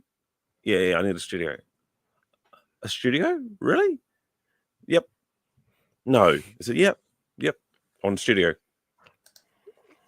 But Rowdy, yeah, it's funny you should say that, because I just looked at and I thought it would be a great success video, and it wasn't. But I'm not going to turn it down because I enjoy it. So I did a restoring of the dreadnoughts. So a friend of mine says, do a video on the dreadnoughts, because everyone loves the dreadnoughts. I've only had 129 views. Would I delete it? I could do. Would I do something different about it? I can't do anything different. I just restore their genes. But what I can do is look at it, and I think it's my intro. My intro's too long, I reckon. And also, I may have not only that, my intro is how I talk at the end. It's just dragging on. So maybe I need to, as you said, cut those down a bit. that's I need to cut down the end. I'm sure. I go on, man. I know it. I go on. That's my biggest issue with my Monday show is I don't know how to stop. That's I've said that numerous times. People start jumping in, and I'm like, man, people are tuning in to listen to me, and they're tuning in at 11:30, and then they're tuning in at 12:10, and it's like, and I feel like you're taking your time to tune in to me, that I feel like I need to give something back, even though I've already given over 3 hours. Yeah. Yeah, I'm looking at the time now, actually. I just realized. But here's the whole thing with my reviews. Again, I know that I could do things better, but people have come to like the way I do things. Yeah. You know what I mean? Like people like and again, I'll say this from day one, not day one, when I started actually getting into doing reviews, not when I did the early ones, but when I was like, I'm gonna start doing reviews, I wanted to be the first opening you're gonna see me talking. It create the connection with the people watching. Yep, that's what I thought so too. Yeah, so many of those guys, their hands are in it. Bobby B he's way more popular than me when it comes to his reviews and everything, right? Yeah. But there's not a connection to Bobby. And I could tell Bobby this to his face because I talk to Bobby all the time. But a lot of these guys that you see they don't ever go on, they don't do lives. You don't ever see them. You don't know who they are. There's a connection to me, whether you like me or don't. Either way, there is some sort of connection that if you see me at a convention or somewhere, see me out in public, you're going to stop and say, "Oh, hey, aren't you so-and-so?" Yeah. And some people don't want that. Some people, they just want to talk about the toy. That's perfectly fine. Yeah. I went for a good 6 months before I showed my face, and I waited until the first toy fair I did, and I filmed myself. Boom. There's me in my wagon, getting ready to go to toy fair. That's me. Boom, boom. And the more I've done it, the more natural it's got. Yes. To the point that once again, maybe I'm talking too much with the face and not enough action of the. But I wanted to show the people, hey, I'm real. This is me. Yeah. This is my face. This is my ugly mug. You can relate to me. Let's have fun. There is a huge relation, but people also get, and that's why I said, like, when I started doing this show, I said I'm never going to talk to an avatar. And I understand a lot of people like, hey, I'll go live, but I'm not going to show my face. Then I'm sorry. The expressions that you get from people, that is half of the show. Yeah. Right? Like you can see if someone is being truthful. You can see the hurt on their face. You can see the happiness, the joy. Not to mention talking to an avatar is kind of annoying. Yeah. No AI voice with me. But I do think it's been over 3.5 hours. It's been a lot of fun. I thoroughly enjoyed it. If I didn't have to work tomorrow, I'd be like, hey, let's go another 3 hours, like Lilith said here. But I do need to wake up in the morning and yeah, and do a even half though it's my day's day off work. tomorrow. But tell everyone where they can find you, and So if you yeah, have anything, and if you have anything coming up. So yeah, you can find me on Instagram. I'm called Kiwi Customs. Like this Kiwi GI Customs. I'm on Facebook under my Kiwi GI Customs or Campbell Rule. That's more of a private thing. So don't be surprised if I don't answer back with Campbell Rule because I'm protecting my family. But yeah, Kiwi GI Customs and Collections is my YouTube name. So you can easily find me. Hopefully you'll put a description in the links after this. Do you want me to send you some stuff afterwards? You want to sing me? No, I'll sing. Do you want me to send you some links? Oh, I have the links in the description. Oh yeah, well you got to go. Yeah, well yeah, just check out the descriptions and look out for me. Why? Don't forget to like a punk with toys too. Like he's awesome. He's, as you said, you're authentic. I say I'm keeping it real because I can't say authentic right. So I say I'm keeping it real. So I can't say much. I can't say a lot of words right, but I still try. Yeah. Well, yeah. So what I have if coming, you click what the do I have? links, if you click What do the I have link, coming up? you can Yep. you can see everything. Okay, so I've got something coming up that I finished, but as I said to you before we filmed, it's quite a long video, but I'm quite proud of it. I've just done a O-ring version of a classified figure that I've got really inspired by. That's all I'm going to say. And that will be out tomorrow. So the memberships are already seeing it now. So I always give them like a 24-hour gap to see it. I could leave it longer, but yeah. I meant to ask, do you collect classified or are you? Yes, I do. Okay. Yes and no. So I said this before on your channel. No, this is on my channel when we had you. So here in New Zealand, the classified series figures can vary up to $50 to $100 to $200. Ouch. On Tray Me, I picked up a Spirit, which I'll be doing a review on him pretty shortly, but I'm going to do Cobra Commander. I only picked these up with it's on special like $20. My brother picked up 4 figures at an excellent price of like $20 for his birthday. So I think he's going to look at doing a review on his channel. Okay. Or on the Barracks podcast. He needs to do a lot more on the Barracks podcast. I know he does the thumbnails. I know he's my partner in crime. But he needs to bring out some more content. Content is key. And here's the other thing. I know Lilith asked, if you're going to try and grow your channel, you can't do just lives. I don't know why people will not subscribe on lives. You have to constantly ask. It is crazy when you think I do a Monday show that I've been doing now this is year 3. Yep. So over 2.5 years, I think. And I started asking, hey, make sure you hit subscribe if you haven't. Subscribe, like. And I'll notice you almost after every single Monday night, I'll have like 2 or 3 more subscribers, which is crazy because when I look, it's almost always the same people. And I'm not saying that's a bad thing. No. And Ed can attest to this, that him and I had been talking and then he realized he wasn't subscribed. But once YouTube realizes you watch something, they don't care if you're subscribed or not. They push, they put it in your feed. And stuff you're not watching, even if you're subscribed to, they get rid of it. Yep, that's true. That is 100% true. You're right. You probably get a couple of subscribers, but it's the content, baby, or the videos, shorts, whatever. They are your money maker. So I've got a video coming up tomorrow. That's at 10 or 9 a.m. tomorrow. It'll be scheduled to be on. I'm quite proud of the custom I've done. I'm not proud of how long it took. So after that, I'm going to be doing things back to the old school way, where I did a custom and I'll say like, here's the paint, here's this. I'll paint this behind the scenes, and I'll show you the color or show what the paints look like afterwards.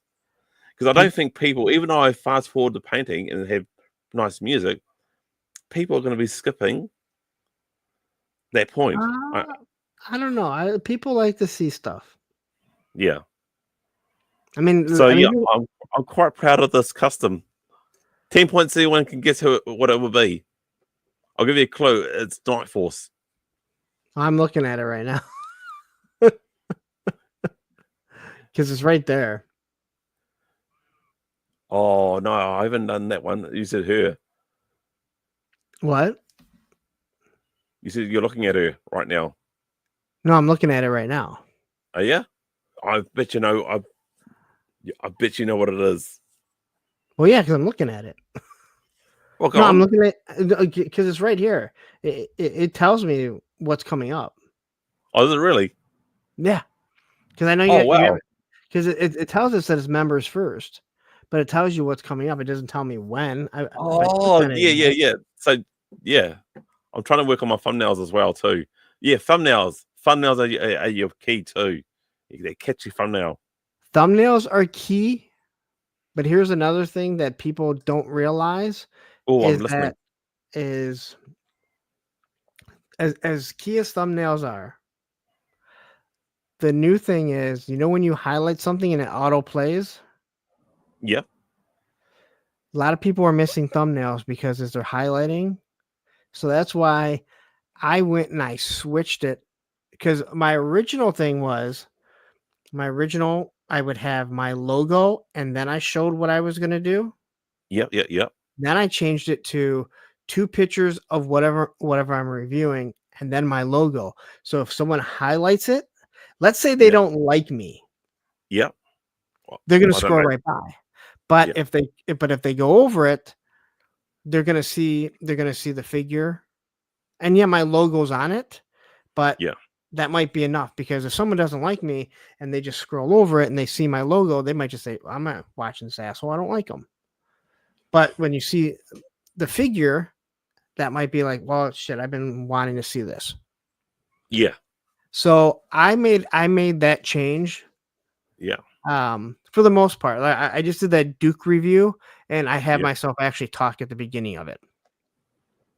But that's why I changed it. So that opening, it's the 2 pictures start off and then my logo, rather than my logo first. And that was something that I heard from other people that were saying, yeah, thumbnails used to be really important, and they still are. I'm not trying to say they're not. They're very important because that's what tells you. But now, because of the auto scrolling, or the auto start, as soon as you highlight it, people are missing some of it as they scroll over it. Okay, that gives me something for my next video then. Because I was wondering if I should do something like that. Yeah. Like show. It's kind of hard. I can't really show do I show the end result first? Like a little photo of it? Then. Well, okay, so you see how. So I'm looking at your thumbnails right now. I put my thumbnail right at the beginning of the video. Yeah. For 5 seconds.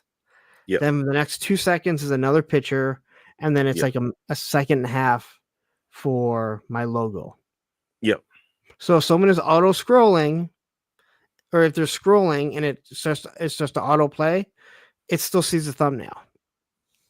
Okay, I like that. I see what you mean. Yeah. Again, you wouldn't have to do that. I mean, you could do just show the figure. But again, if someone doesn't know what it is, then they might be like, they totally miss it.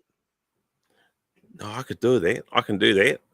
Yeah. But just like go and. Yeah. So go to my page later. Yep. And like highlight it, and you'll see exactly what I'm like. You'll see the thumbnail, and as soon as you highlight over it, once it starts playing, you'll probably notice that it's the same picture. But if I keep it on it, This way, when you're scrolling, people still see the thumbnail no matter what. Yep. But in my older stuff, you'd see my logo. And again, if you don't like me, you're just going to fucking go right by me. Which is fine. Oh, shit. Volume's up. Sorry, new phone. I'm still trying to master this new phone. I just got it a couple of days ago. That was something that I had heard. I want to say Mr. Beast was talking about it. I don't watch a lot of Mr. Beast, but every now and then, if I see Mr. Beast talking about content, you just stop and listen because he's the biggest YouTuber for a reason. Yeah. I like that. And there's little things that I've listened to Mr. Beast talk about that have nothing to do with toys, obviously. But when you listen to some of the stuff, and it's some of the stuff that I've said, which gives me validation of things that I've been saying. Because I've been looking at a lot of my other YouTubers, and they say to do that as well within your niche. Yeah. And I go, I think my intro is too long, way too long. I need to find a way to shorten it up. Nobody wants to change it. Nobody wants to watch an intro. Now, if you're going live, it's completely different. Yep. Because they're waiting, they're chatting with other people, they're seeing what people are saying. Yep. There's that aspect to it. Yep. But if your intro is 45 seconds into your review, let's say you want to go look at the new Flint figure. Yep. I'm the only one with the retro Flint out there, so you should go watch it. But let's say retro Flint comes out. You click it open, and you see me and you see Bobby B, right? And then you click on mine, and it's 45 seconds of a fucking intro. Most people are either going to skip to where it starts, or they're going to go, I'm not waiting for this. And they're going to go to Bobby B, who has no intro, who goes right into it. Goes right into it. Yep. Bobby B is the anomaly. Yeah. He doesn't do thumbnails. He doesn't really have, he has a hook. He does have a hook, but he doesn't have thumbnails. He doesn't even tell you what the fuck he doesn't even have in the thumbnail what he's reviewing. It's just, I'm still trying to figure it out. How's it possible? I don't know. That's how he became my nemesis, though. Because I was trying to figure it out, and my son was like, he's your nemesis. I'm like, I don't have a problem with the guy. I'm just trying. This was before I'd ever talked to him. Yeah. And he was Andrew kept calling him my nemesis, and I ended up telling Bobby when I got to meet Bobby, when I actually started talking to him, and it was funny. So that's where that whole nemesis thing comes from.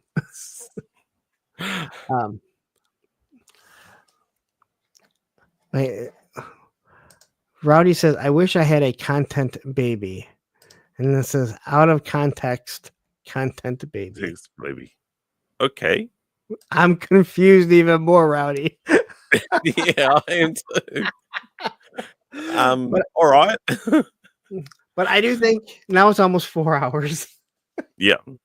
We're approaching 1 a.m.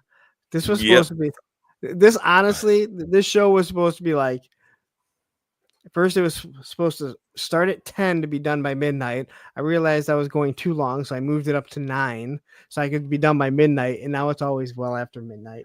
Oh yeah, mate. I reckon I should just you can get some sleep, my friend.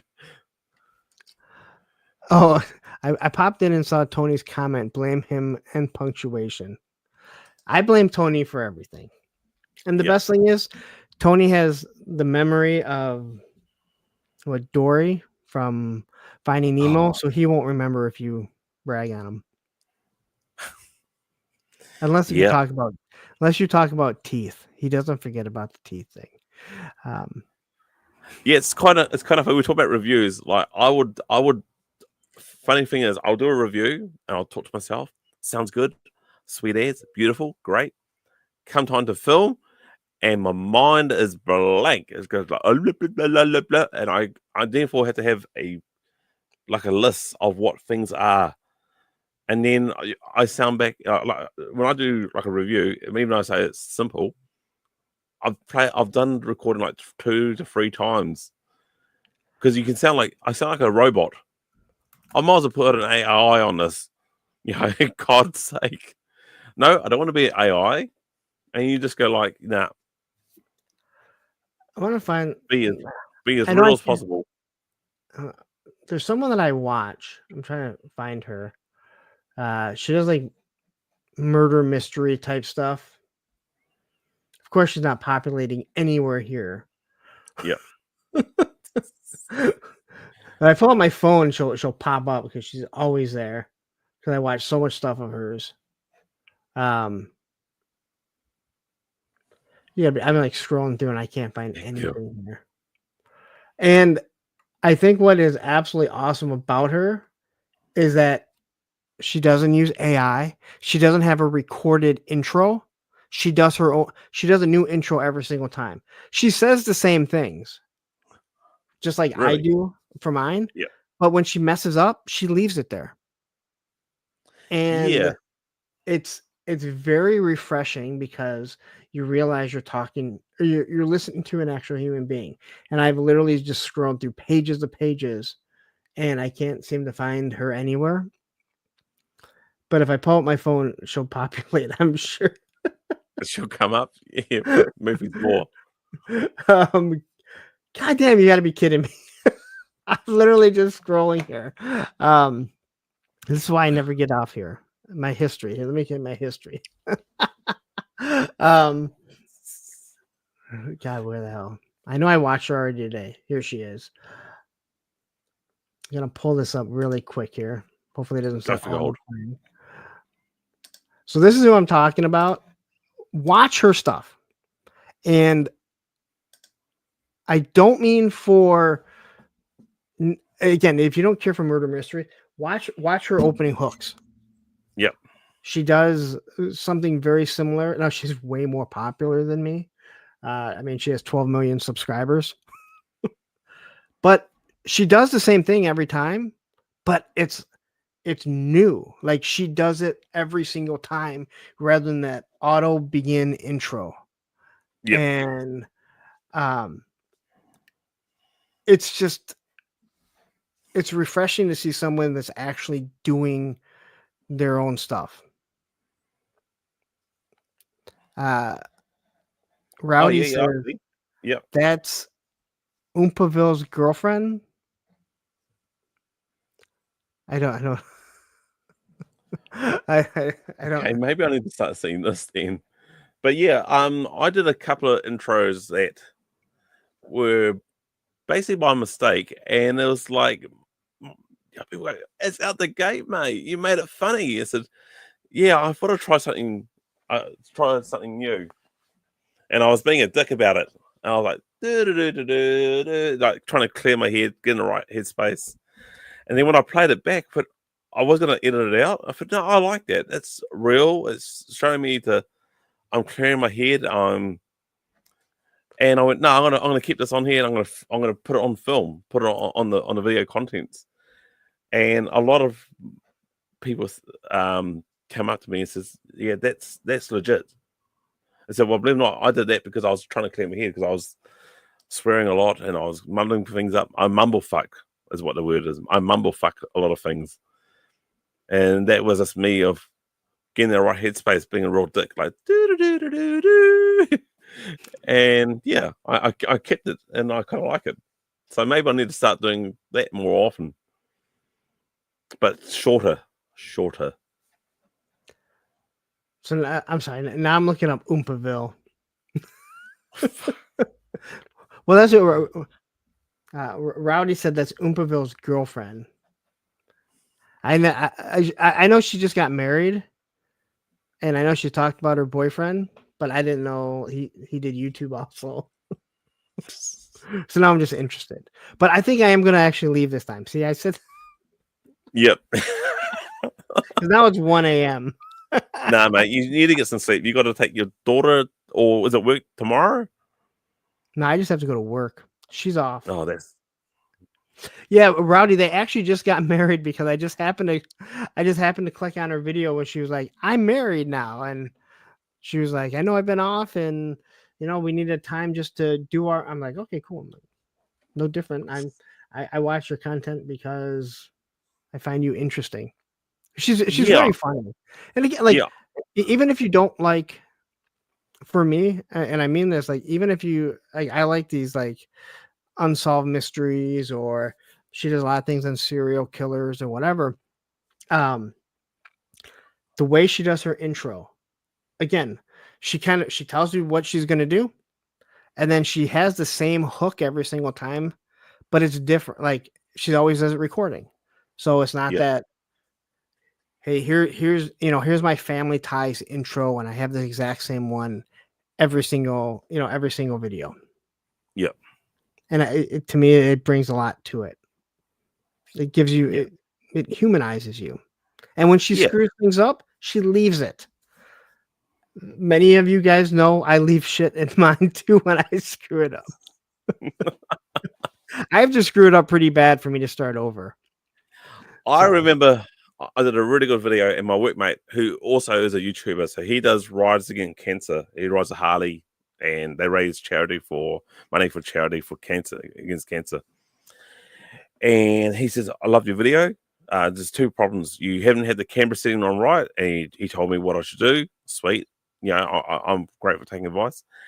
And then they said the amount of ums you were saying. And I said, I know why you're saying because at work you swear a lot. You say fuck this, fuck that, but you don't want to say it during your videos. So you go I go, yeah, you're right. Says, can you pause your video or stop it, compose yourself, start again, then take away the afterwards? I said, I don't think I've ever done that, but I can give it a shot. Listen to him. My ums are now less. yeah. Yeah, I've cut the ums out. Yeah, and you'll do that type of stuff. Like you'll Yeah, learn. So yeah. I mean, if you're thinking about going live or doing it, take everything in. And if you have any I'll be questions, just shoot me a message. I have no problem. Yeah, Lilith, we can do that Tiger Force stream if you want to. I'm keen. It'll be a blast. Rawr. So I am going to call it quits now. Campbell, thank you so much. I had a No, great man, time. it's a blast, man. Like I said, I'd go on and on, but I do have to wake up in the morning for Yeah. half And what time was it? It's half 5 a day. o'clock. So no doubt my wife will be cooking dinner, and yeah, kids are back from the grandparents. Yeah, it's 1 a.m. for me. Yeah, So get some sleep, bro. See you tomorrow. yeah, Oh, no, I won't be. I'll be here Monday. Monday. All right. Everyone, thank you very much for tuning in. Please hit that like button, subscribe, and in the description, go check out Campbell KIWI's GI Customs. Subscribe, like, do all that good stuff over on his. He's almost at 1,000. So get up there so you can Pretty get fully close. monetized. All right, take care. Yeah.